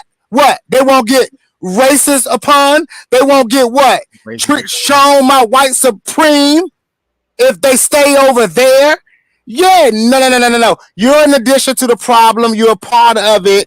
You're a part of it. How do you say that? Okay, because if he joined the group, just like you said with 6ix9ine, if 6ix9ine don't get a pass, you joined the group. You down with it. You with the movement. There are different chapters of the KKK, first of all. They all do the same thing and founded on the same founding fathers mentality. My whole thing is, you don't, like, there's different types of all kinds of people, right? Yes. My whole thing with the 2 different deliveries that I saw from these 2 white supremacists is that one was disrespectful. One was the one, like you said, like I was trying to tell you, all of them don't just sit around and say all over the internet. Yeah, but I ain't gonna lie to you. Behind closed doors, I ain't gonna lie to you. That's their I like the one that's coming to my face. Nigga, I'll kill you. I hate you. I can't stand you, nigga. I'd rather him than the one behind my back. I can't stand this nigga. He trying to get a job. Don't hire that nigga. Oh, I could. No, listen. It was like that. It was more so listen, like I don't. if you're not vocal about not wanting to be. He don't have. I'd rather know you coming than you try to slip my throat from behind. I'd rather know you white coming. people really have to be is because we want to go to their schools, we want to live in their neighborhood. Like his whole thing is, don't come to my schools, don't come to my neighborhoods, create your own shit, and leave me the fuck alone. That was all he was saying. I don't have to disrespect you. I don't have to kill you. I don't have to hang you. Just stay. Let me see what's coming at me. Let me see it. Let me see it. Don't slip my throat from behind. Don't secretly cut my kids' opportunity off because of your Supreme, because you're with the Supreme group that you've associated with. Don't secretly do it. Come on out. It's like coming out the closet for white Supremes. Don't be a secretive white supremacist. Come out the closet. Let everybody know you racist. You racist. If you want to be that, be it. It's cool, but at least allow us to see it so we know what we're dealing with. Lots of pause. There was a lot to pause there, and I like to take a moment, if I could, to go back and pause for a few of those statements that I made. I'd also like to iterate that I did say what I was speaking and referencing to. It was just some people who chose to only hear the questionable part. So I'd like to take a moment and rewind that and excuse myself. So how do you guys feel about people saying the N-word? Is it okay for non-Black people to use the word? Are we too sensitive to the word? Should we just act like the word doesn't even really have any negative connotation to it? That's just something that I feel like a lot of people need to decide, because I've seen some people that were like, oh, I would have knocked his ass out. And I feel like you cannot. Like if I was in a group with people, non-Black people, and they kept throwing the N-bomb, depending on where we're at, I would first voice, you guys are making me uncomfortable, keep saying that. And if you don't want to stop saying that, I'm just going to remove myself. And I probably wouldn't even associate with you ever again. That's just how I would move, because you can't put your hands on people. There is something called a freedom of speech, and you don't even have to disrespect them too. But if someone is willing, if you find the N-word disrespectful and you have non-Black people around you that continue to use it, even though you voice that, then those don't go around those people. To all the men that date outside of your race, I've heard that a lot of men let their white girlfriends call them the N-word. Damn right they do. It doesn't matter. Listen, like y'all are, like, honestly, this comment right in front of me. Black people don't take any situation serious, make light of it. I don't understand why people think Black people are the taught behavior. Black people are the learned behavior. Y'all are not walking around. All of you are not walking around this world trying to freaking emulate Black lifestyles. You're just living them. And then the first second that you get, you'll trade that bitch in. You'll trade it in. You learn. You want to learn. And the people that don't want to learn, we address them. They're hooligans. They're young riffraffs. They don't want to learn. They're hard-headed. They're knuckleheads. They're the tough crowd. They're the outcasts. They're the wild bunch. They're the wild group, right? Because at the end of the day, when you see people doing podcasts, people doing TV shows, radio shows, people breaking the news, we're seeing Black urban because now we're allowed to show our talent and subscribe to it. We're allowed to click it. Beforehand, we only could subscribe to whatever with free TV and then cable TV, right? But everything had to be something that was given to you, as opposed to something at your hand now. This learned behavior of breaking the news and giving it was learned from white people and how they did it and how they cope with life. The richer, most successful people do not care about frivolous things like he said the N-word. At all. Because at the end of the day, one's bank account. Wait. You're lying. Talk to me about it. Only Kanye don't care. Not just Kanye. Do you really think Oprah never? Jay-Z. Jay-Z ain't sitting around letting no crackers call him the N-word. You never. But listen, at the end of the day, you don't think Jay-Z ever sat down with a white person that he knew or thought was saying it? Baby Diddy and Kanye. He don't have to. Not Oprah. Jay-Z don't have to. You think Obama sitting in the White House letting them call him the N-word? Like, come on. What? It makes sense. Do I think Obama is sitting in that White House letting them call him the N-word? Yes, I do. Yes, I do. To get into that presidency, I believe he let a lot of people call him whatever he wanted, as long as they paid that check and wrote that check to make sure they could fund his presidential campaign. You and Kanye think like that. That's not. Listen, if and anybody that don't think like you think like that. Well, listen, if only me and Kanye West think like that, I'm in great company because that's a billionaire. I want to be when you talk. I'd rather be a billionaire like Rihanna and Oprah than If you don't think Rihanna has ever been called a nigga, that's why Rihanna did what she did in her own stature and moved to her own city and did her own thing now because she realized what she to get there. She's definitely heard it. She's definitely heard it. Okay, you're saying that you're okay with white people in power wherever you are. No matter if you need to get $1, you're okay with them dogging you out, right? What I'm saying is it's not simply working. If that's what you heard, insulted. What you mean? You can insult that people like they're just like, oh, okay, sure, call me the N-word. Like, no, I'm saying that working people being okay with it. Working class people get insulted every day. The reason why this is a subject, the reason why this is a topic of, but listen though, like the only reason that this is even a topic of discussion, right, is because people are getting it said to them for free and feeling a way about it. But how would they feel if they was being paid? So let me ask you this. So are you saying that Black people should be okay with being called the N-word regardless? Like that's just what I heard. I heard that you're like, oh well, it don't matter if they're giving you a check, let them call you whatever. And Kanye think like that. Let me reiterate what I'm saying, right? What I'm saying is not just Black people. Anybody that is concerned with what you are being called, you're a waste of a thought. Because what you're being called does not matter. There's no point in caring if a person calls me a nigger. If I walk outside and I meet a person, a white man, a Chinese man, an angry man, not of my race, and out of his anger, he's like, "You a stupid nigger. Nigger this, nigger that." I'm about to let that take 25 years away from my life. 10, 5. No, it doesn't matter because when I get that's different. That's a stranger off the street. Right. Okay, so listen. Clearly something is wrong with them, right? Exactly. So hear me out. You sitting around a group of people and you don't say nothing. They're like, yes. Nigga this, nigga that, nigga this, and you're just like, yeah, just give me a check. Yeah. Exactly. So get this. So hear what you said. You took it for free.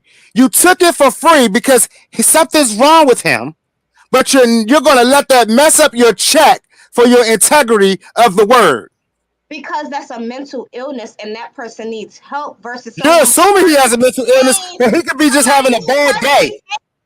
He could just not want to see niggas. Whoever is intentionally trying to disrespect you like that and you're working with them, me personally, I'm different. So I think differently. Like, I'm not going for that. I wasn't raised to go for that. Like you're not gonna work with someone. You're from a chick that just don't let people disrespect you just because. Like no. What you're saying is totally, but like so the way what you're saying and what you're asking is two different things though. Because if someone approaches me, if a white man approaches me, hey nigga, pick that up. Here's $100. I'm like, nigga, please. No, right? But if I'm in a meeting with someone and I'm sitting around all these white people and they're like, man, these niggas be tripping out here. These niggas are doing nah, you lunching. I was like, that's disrespectful. Or I was like, yeah, them kikes be tripping. Like, learned it. we gonna go back and forth with the insults. Like, I just don't feel me. That's better. That's better than messing up. That's better than messing up your bag. But imagine you say that. Imagine you say that and they come out there like, oh my God, I didn't know you was racist like this. But you know what? Wow. I am the type of person that I'm not moved by money. So like I'm moved more by purpose. So you got people that live for money and you got people that live for purpose. I'm more of a purposeful person. So the money's gonna come regardless. Whatever my goal is going to come. I'm not selling my soul for no fucking dollar. Like I have a spine.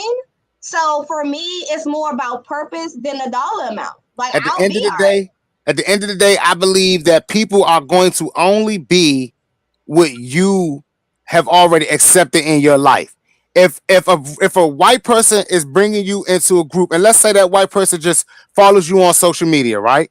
If a white person is following you on social media and they see every day, nigga this, nigga that, bitch, nigga, bitch, nigga, bitch, when they bring you in to do business with you, right? They're gonna be like, nigga, bitch, nigga, bitch, because that's why they're attracted to you. That's what they like about you, your stance on that. And when you get in there and you start saying, hold on, we don't call each other niggas. We don't do that. They're like, but hold on, your whole platform is nigga, bitch. I thought that was your thing. My bad. That is a job. It's a job, right? So exactly. That's what I'm saying. You're not gonna mess up your bag. Wait. You didn't let me finish. Go ahead. I will tell them that is the job on that platform of how I go about it. But if I'm working with you, I feel uncomfortable with you calling me that. And if you don't want to give me the money, or if I lose out on that $1 million whatever dollar deal that it is, so be it. What if he say, hold on, no. What if he say, no, not you? I'm not calling you a nigga, bitch. I'm talking about them, like you. You know how you doing your show, the nigga, bitch. Yeah. Come on, like what? Like, I would tell them, especially if they're non-black. I would say I have a backbone, so it's nothing like you're done. At that point, karaoke. It's karaoke. The future song. And at that point, you know what's gonna happen. Respectfully, you lose the money. And they'll just hire somebody else that's already doing it. That is perfectly fine. Go get. Then why do anything for you? Hold on, tell me. Then why do anything? What you mean? Why do anything? Because this is the thing. Hold on, wait. I love all people. Let's just get this. I don't go through this because I don't position myself around certain people, right? So once I do start opening up my arms, like if anybody knows me, I have a Black-owned business. I support Black-owned businesses. I support everything Black, right? Right. And I start stepping outside of that and doing partnerships with other races, right? Or working with other races. Yes. I still have boundaries and standards. Correct. At the end of the day. Correct. So that's going to be like as soon as that N-word fly out, I'm gonna let you know, like, hey, right. I don't appreciate you using that around me. You can use it on your own time, but when you're around me, if you could kindly respect, my boundaries, that's cool. Right. If not, then I'm not going to do business with you. I'm going to go back to I'm going to go back to doing what I would like to do. That's just me personally. A lot of people aren't like that. A lot of people do anything for a check. Let me make sure that people understand. I was not talking about you. I was not talking about you in general. I was just putting you in the person's. There are a lot of people like me that have spines. Yeah, but I'm talking about for something and not fall for anything. There's a lot of people out here that's not chasing. Yeah, but I'm not talking about you in general or people like you. I'm talking about the people who present that type of platform are the people that make it okay for the people that's doing it. You have to understand, like, just because you don't have that spine or that platform, there's other people that's doing it. Listen, what I need to understand. It still wasn't. He didn't even feel the whole thing about it. You know what got me about that? He didn't even feel comfortable saying it. Listen, this is what I'm saying. Look. Here's the situation. All three of us, we go out. It's karaoke night, right? And they play the Future song. God bless them, all the trap niggas.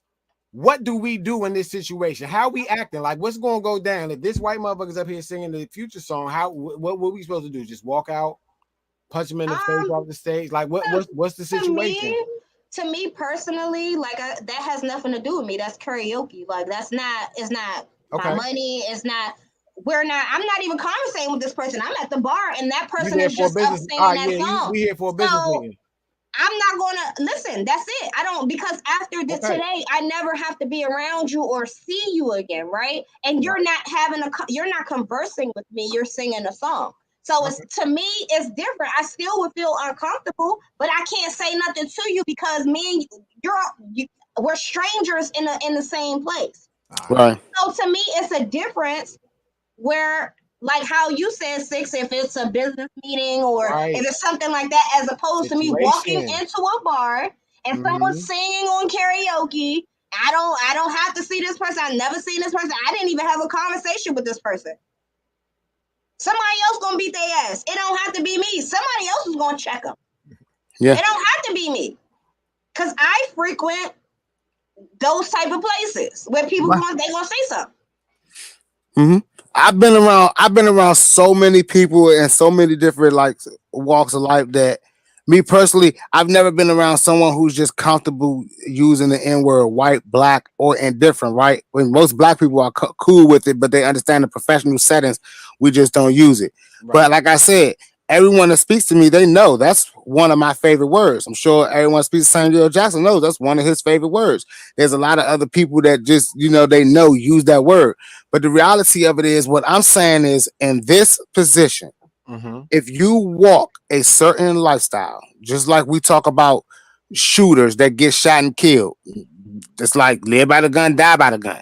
If every time you're around white people and you have close white friends or whatever the case may be, you're using the N-word, you have to expect that they're using the N-word too.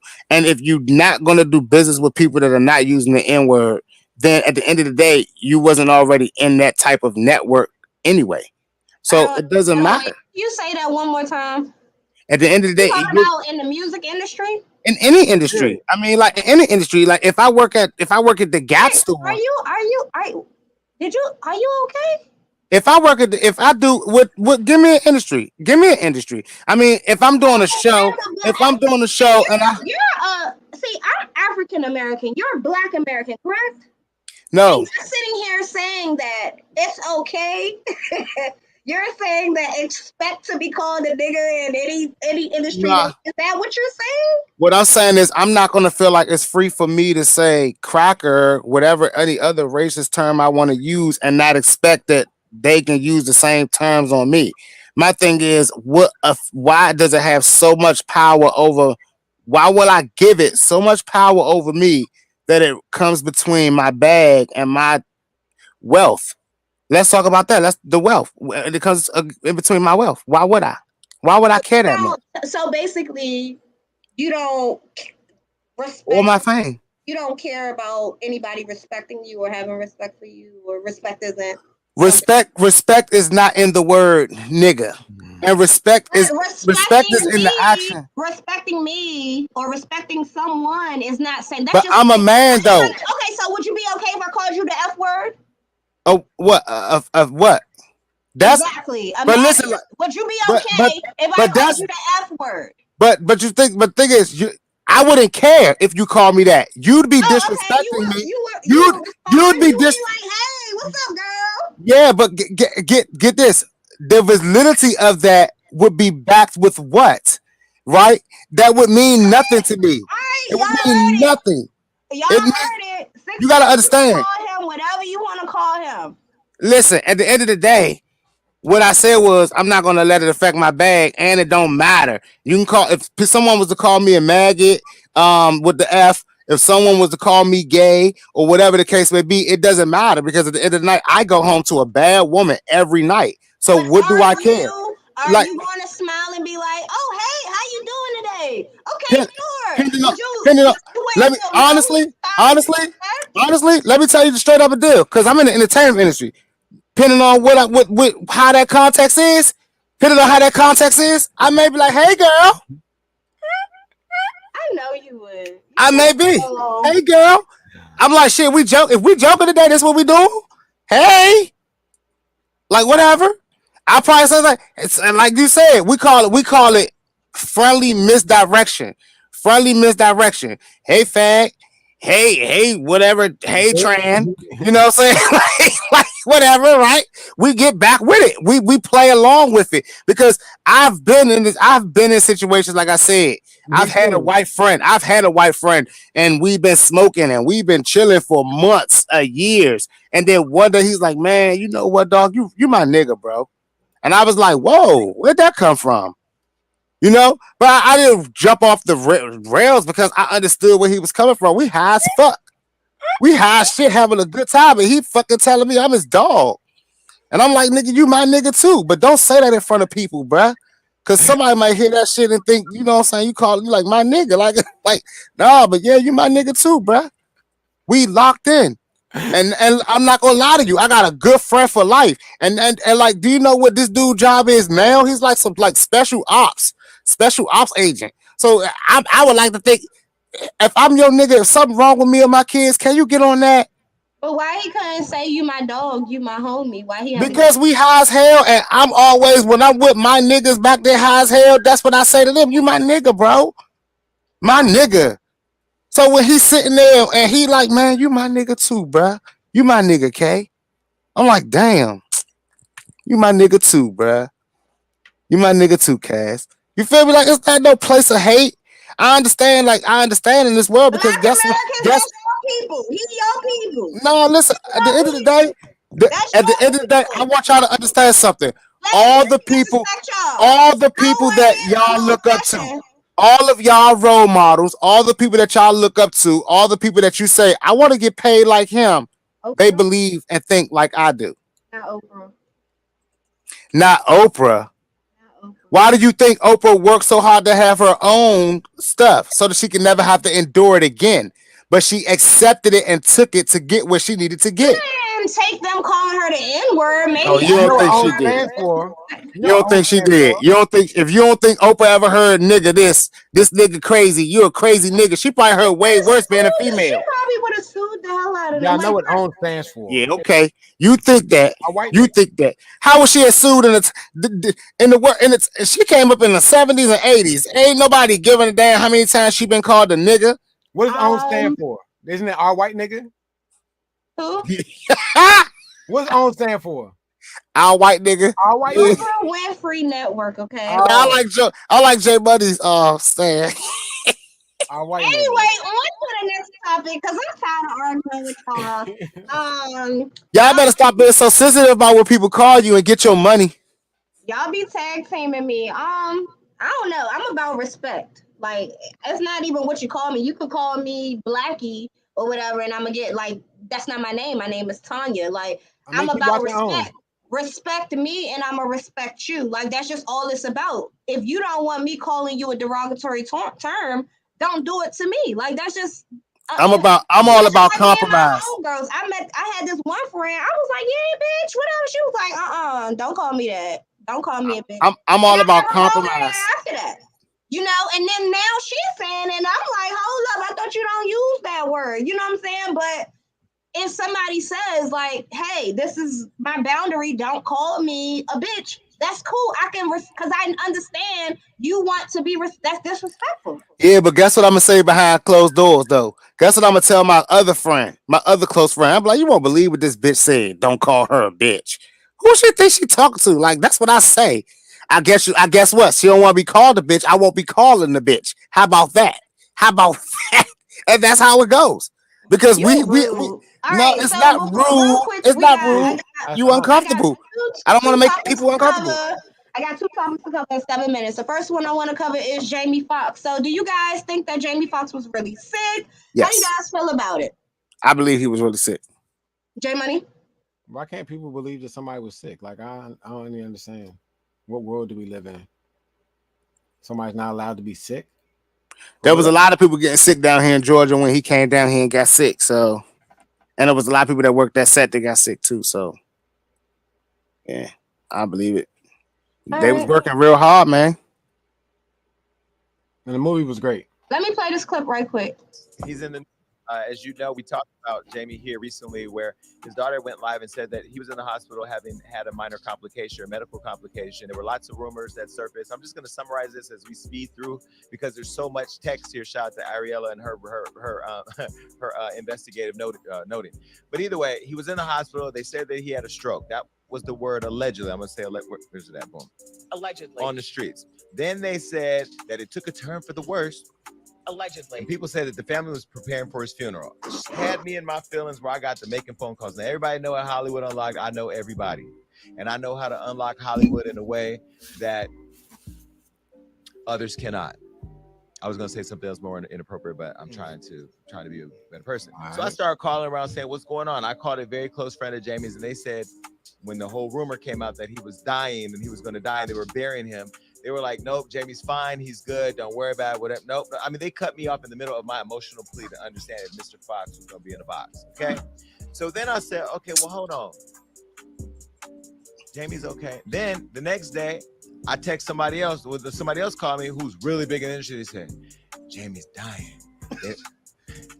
No, listen, we're going to laugh. We're going to laugh because he's not dying. I'm not laughing. There's some, I smell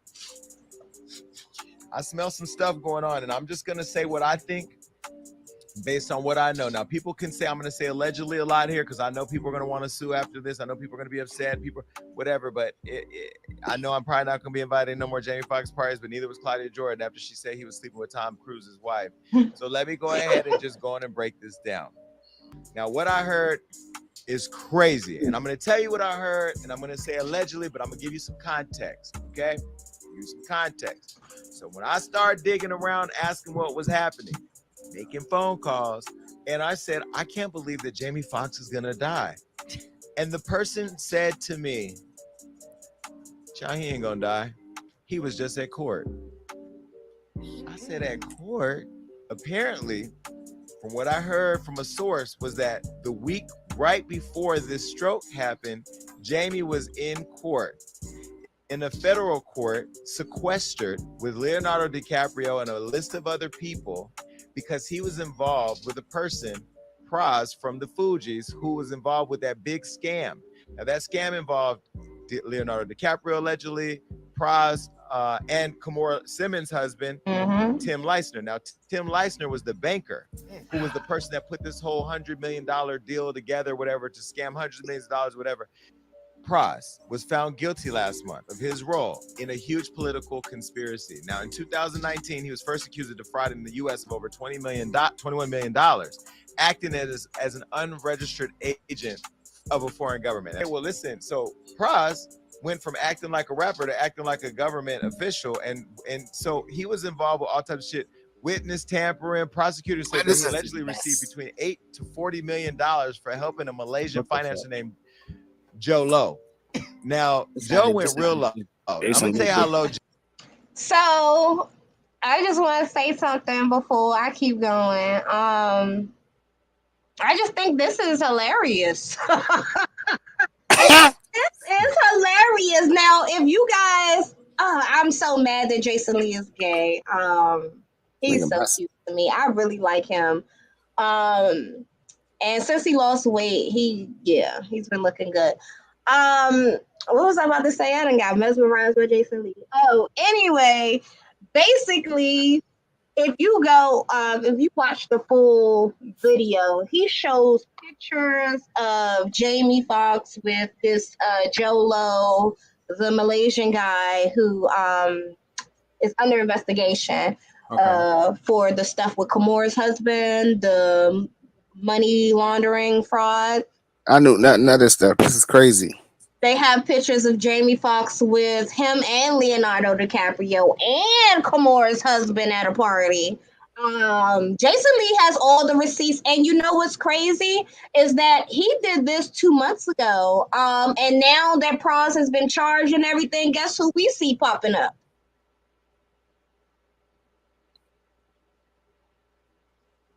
I ain't gonna say no more.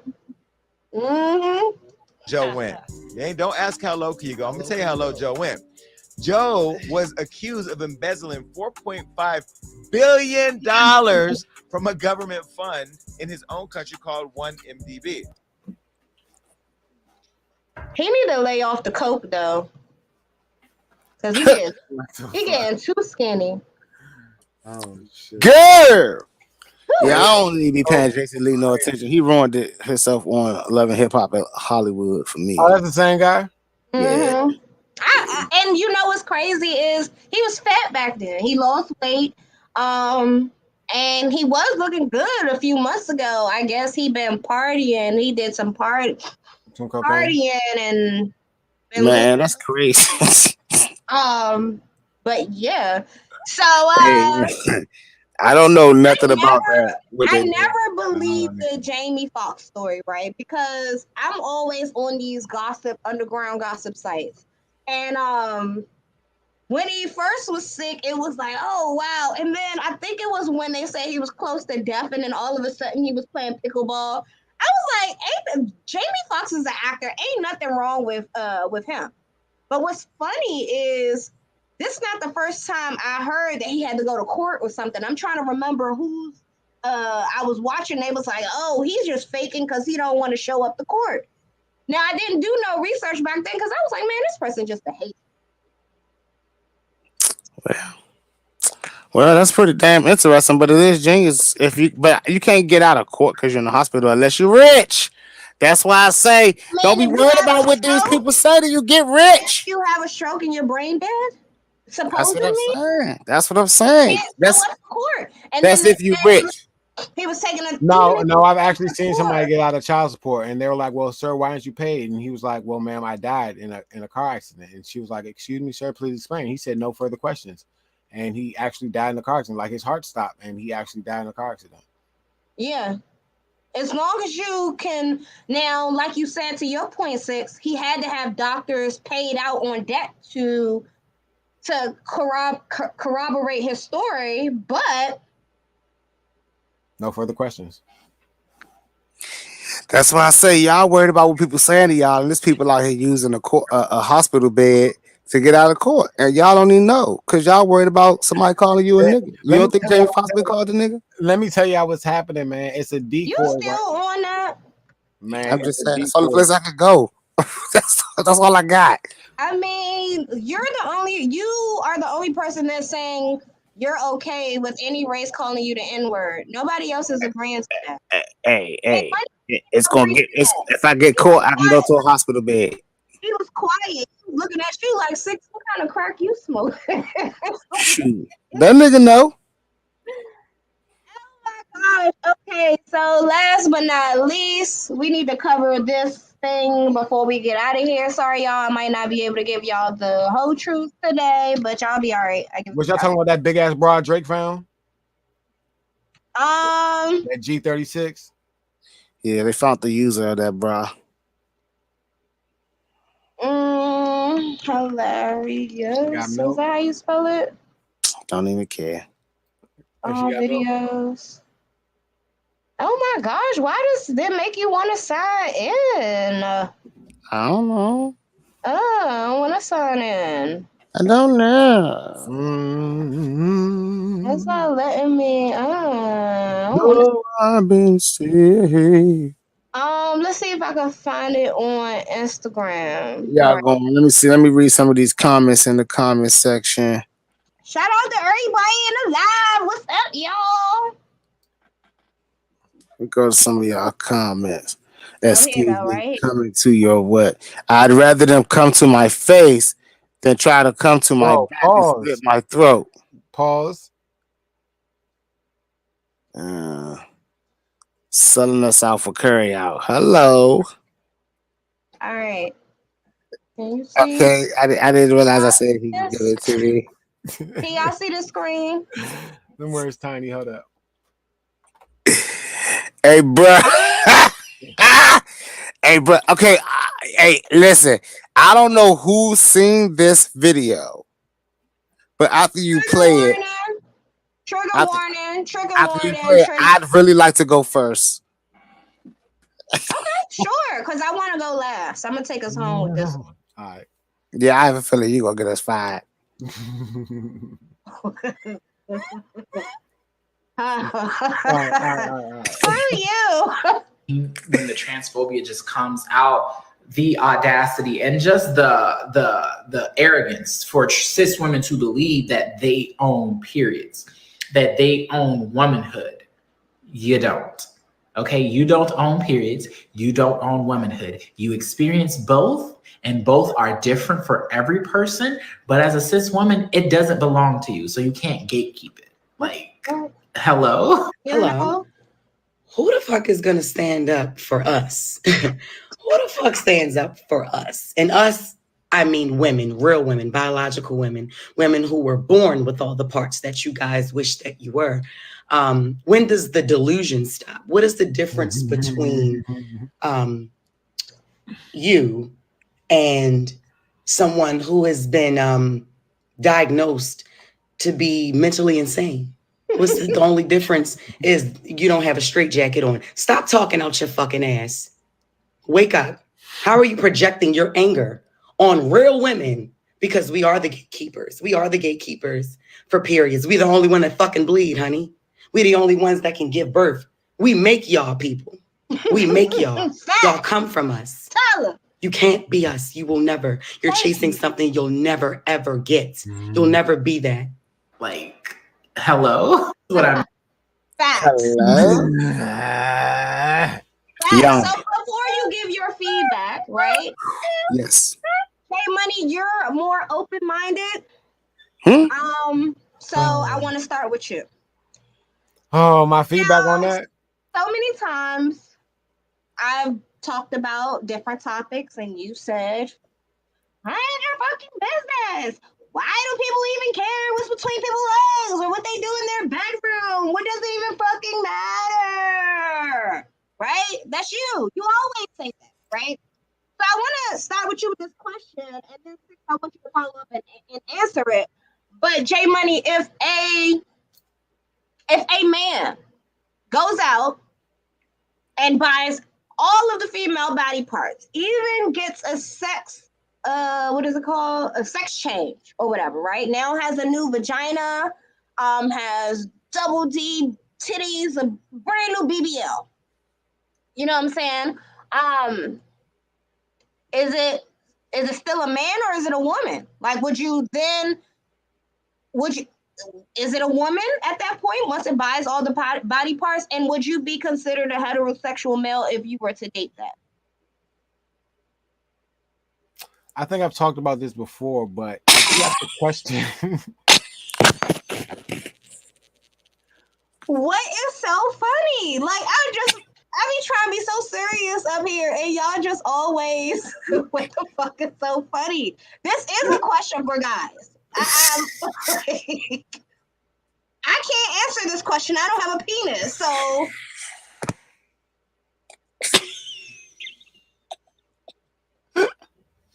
How the fuck we do this, man?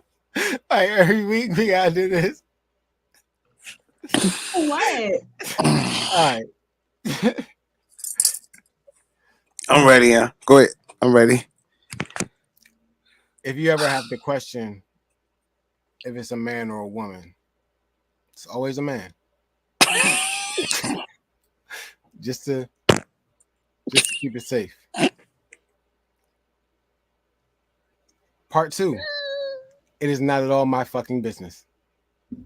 Not my business. It's not my. Part 3. I'm sorry, I didn't understand your answer. So are you saying that if this has a vagina, it's still a man? Was it born a man?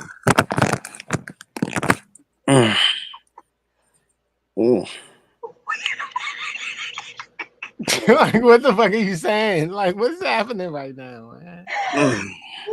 Wait. Get me out of here. What does it? It's a woman. It's a woman. It's a woman on the surface for sure. So would it be heterosexual to sleep with it? What's she doing? I think there's another word for it. But it would be another word for it. Yeah, for sure.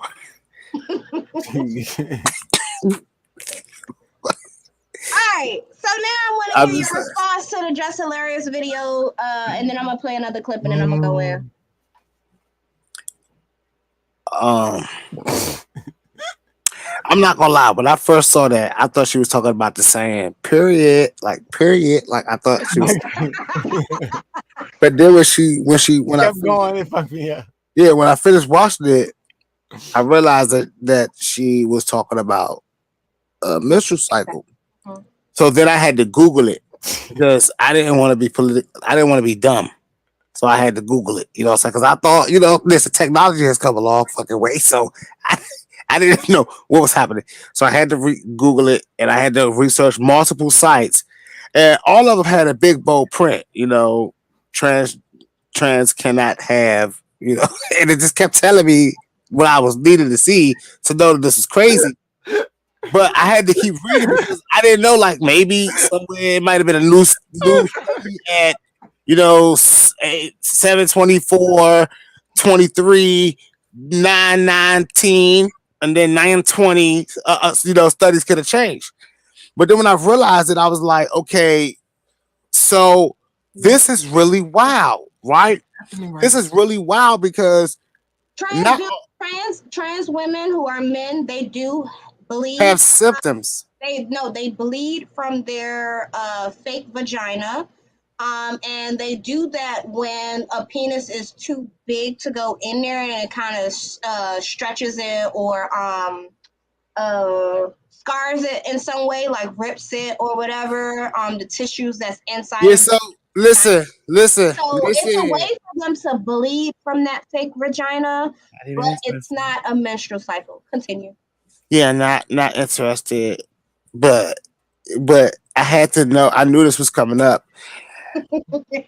So I had to make sure I wasn't dumb on this. And when I saw it, I was like, okay, this is crazy. But then when I saw just hilarious comments, and then I saw, everything else that transpired afterwards, I kind of started to feel, as a black man, right? I started to feel away. Now, hear me out on this, y'all. America, don't hate me or nothing like this, but hear me out.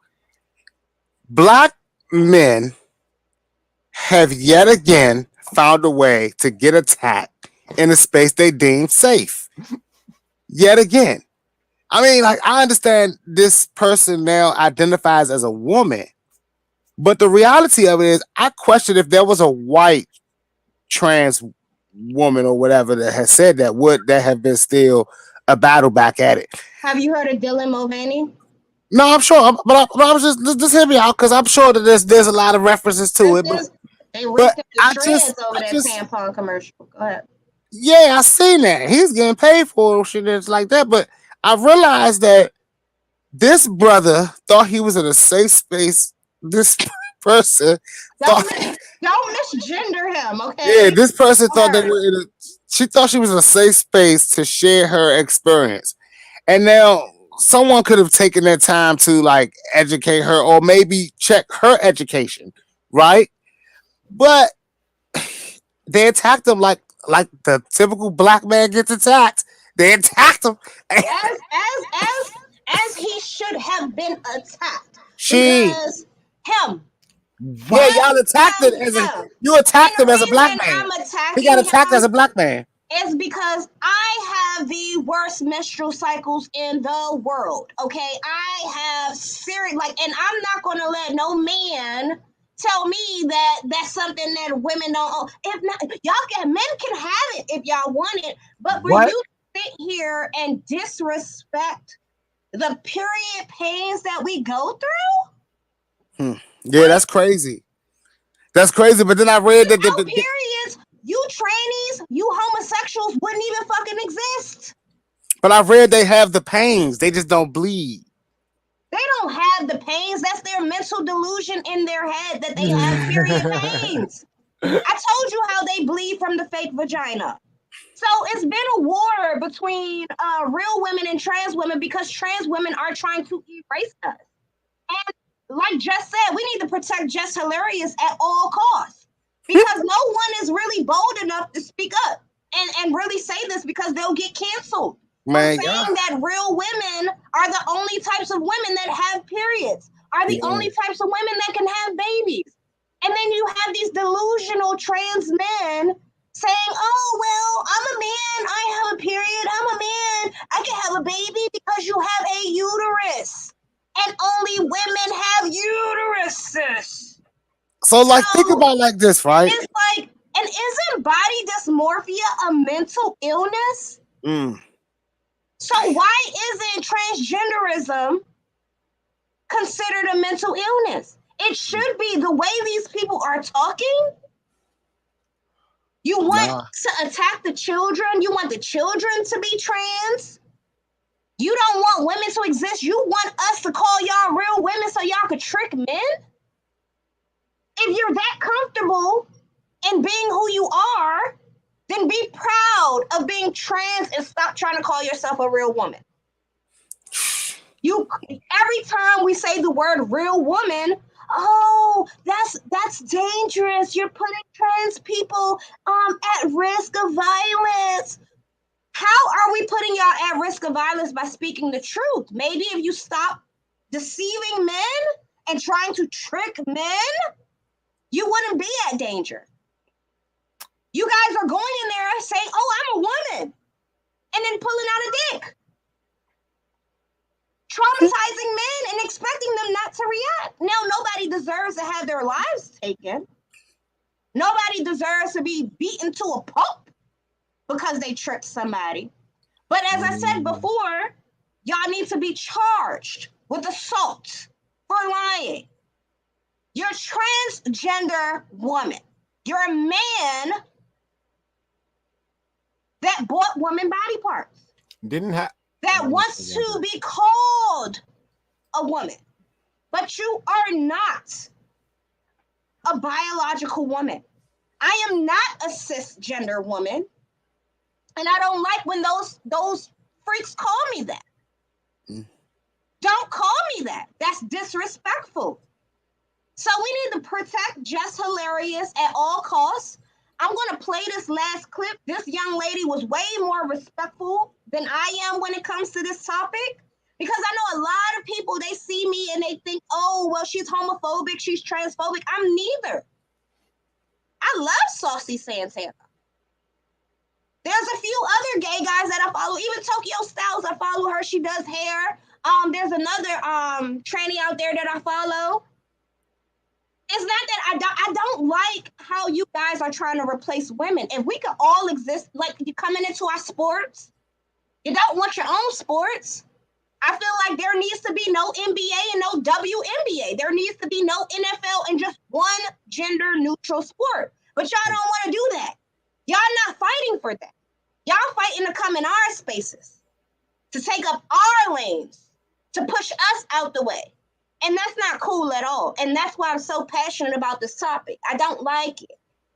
Be who you are, but be honest with who you are, okay? You're a man in a wig. You're a woman with a dick. See, this is women problems. This is women problems. Yeah, that's what I'm saying. That's why I asked you guys. Yeah, this is women problems. problems. A man gets changed, his hair, his breasts, everything like that. If he gets changed, is he still considered a woman? Nah, but think about and would it be considered gay to sleep with that woman? I mean, that's definitely to us. Is to me, you would be definitely not called a straight man anymore. I don't know what the term is, but what I do know is this: we don't have this problem with the when it's the opposite way around. Oh, of course not. You know why? That's what I'm saying. You don't see trans men trying to get in the NFL. You don't see them trying to go. The trans men are still using the ladies' restroom. They so scared. No, they use the men's restroom as well. The big husky ones do. Well, I mean, I've seen some of them like my size in the men's restroom, but the thing is, what I'm saying is, okay. So are they standing at the urinal or are they squatting? They got those little goddamn cups they hold on the thing in this pee now, like regular dudes. But the thing, yeah, they got their chest off, all types of shit. They like regular niggas, and they don't cut. But like, you gotta think about it like this: a trans man or someone that's becoming a man is not going to try to get into the NFL because they still lack the things that required to get in the NFL. Usually they lack all of the tape, the footage, the muscle strength, all that stuff, right? And then time. So that's not going to happen. But it's easier for them to transition into women's sports because a man's physical strength is not the same as a woman's physical strength when it comes to taking the transition to it. So a trans man can play women's sport, but a trans woman is still a woman that is not going to have to do a lot of work to get on a man's level. Transgender is okay. I guess you could call it. But I could see a trans man in the I could see a trans man in the NBA, especially in today's world. If that shoot like Steph Curry, think about it. We're like somebody looking like Steph Curry running around shooting, dribbling all over the place. The thing is, they're not even trying to though. And why do we have women trying to get into men's sports and men trying to get into women's sports instead of just having one?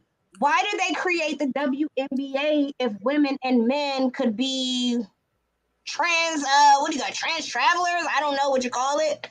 Because y'all know what it's about. It's about acceptance and space. A man could change, like I said, and still be. He could be 5'9" and a star athlete in the WNBA. And so if he wants to do that and still be safe with his sexuality, and a woman can still be safe with her sexuality and sleeping with women and being a man and still be accepted as a woman in the WNBA.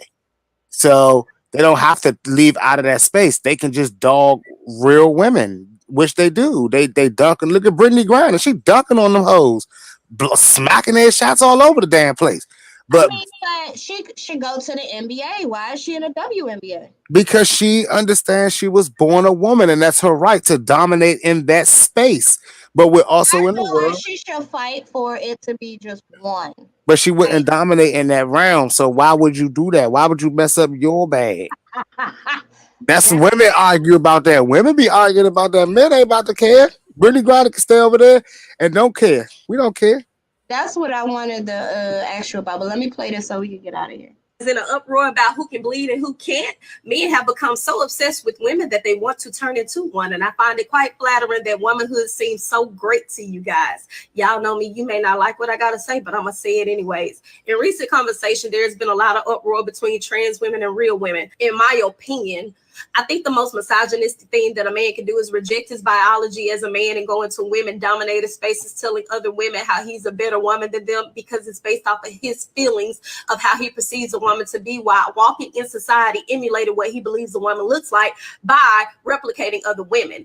When we're discussing womanhood, I cannot go to another woman and ask her what it feels like to be a woman because being a woman is not a feeling. However, being a woman, I absolutely am subjected to my reproductive organs that identify me as a woman. And saying that doesn't mean that I'm less than a woman. It just means that that is the beginning of my woman origin and my woman experience. And for the women who can't have a baby, we still recognize those women as women because they do have the reproductive organs to do so. However, we also understand that something is medically wrong with them.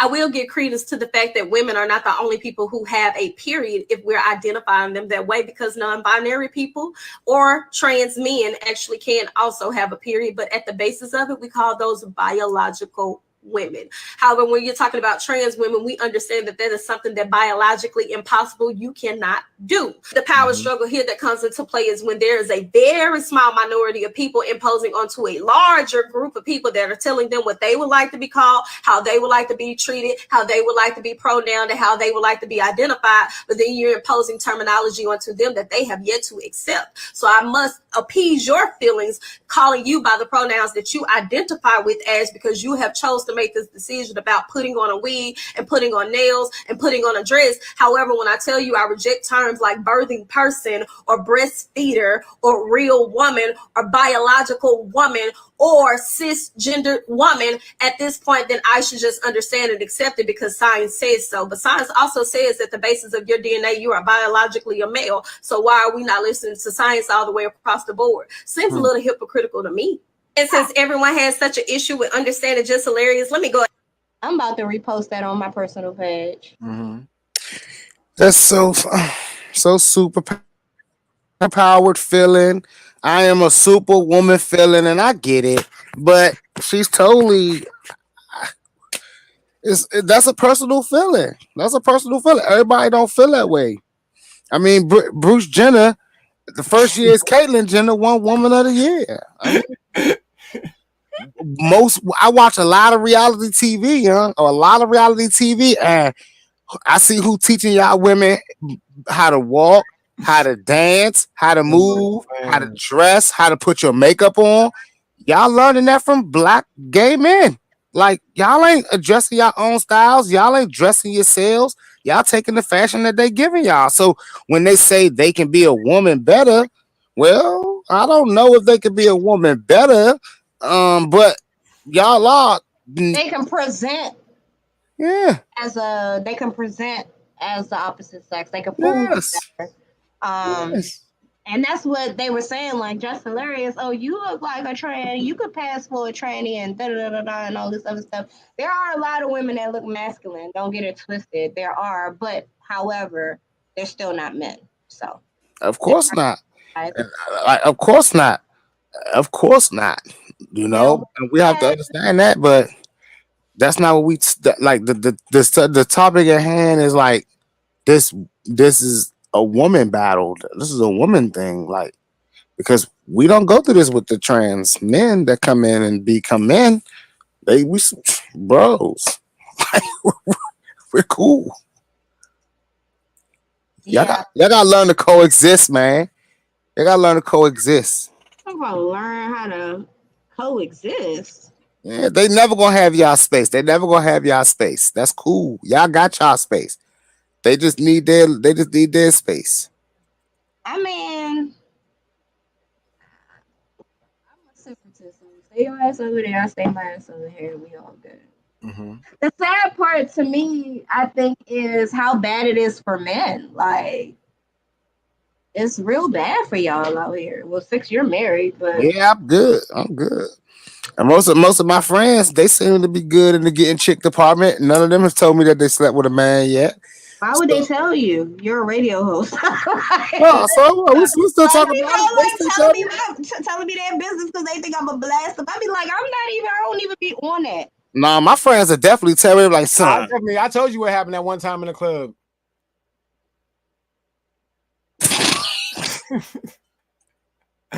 I thought it was a woman and it was a man. Fuck me up. I swear on everything. Yeah, but I'm talking. But you didn't take a hold though. No, fuck no. Right, that's what I'm saying.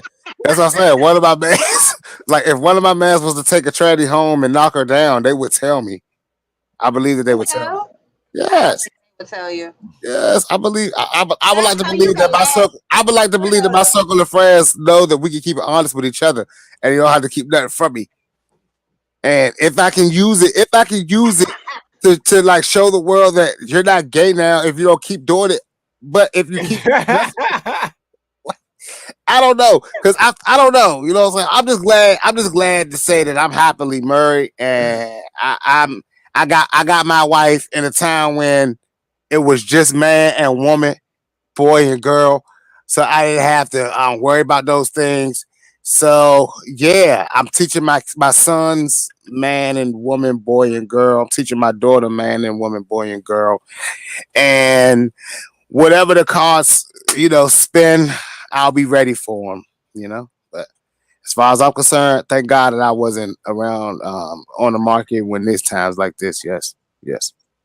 Well, we definitely went over time today. I want to thank you guys for, tuning in as usual. If you like what we had going on today, if you enjoyed the conversation, just make sure you hit that like and subscribe at the bottom. Don't forget to stream OTE by Sixxcess. That is on all platforms. Go ahead and stream that. Make sure you follow everything Boss Biz, everything I Am Sixxcess, and JmoneyGibbs. Y'all get the whole truth next week. If y'all have anything that y'all want me to talk about or anything like that, go ahead and send it to my DM. Don't forget. Suggested box is open. Yeah, suggestion box is open if y'all have any questions, anything you want me to cover. Next week for sure, I'll definitely give y'all that whole truth. My nephew's baby mother is my nephew's baby mother is pregnant by me. I think that's how he said it. So yeah, it's gonna be an interesting this story. Y'all, this story is funkle. Is good. Uncle Father. This story is good. But yes, y'all, go ahead and make sure y'all stream that. And anything y'all have to say? Anything y'all want to say to the people? No. God is good and all the time. All the time, God is good. Mm-hmm. You say your cousin. That mean my brother, my cousin? Never mind. We'll talk about that next week. I'm not. I don't want to talk about it. But God is good. That's nasty. Y'all see, listen, y'all y'all check out my new show on Cluster TV, man. Rolling with Sixxcess. Every Wednesday, 6 p.m. Don't be late. All right, y'all. We out. Peace. Yes, sir. Welcome to the session. And we are live. What it do? Y'all already know. Sixxcess. JmoneyGibbs.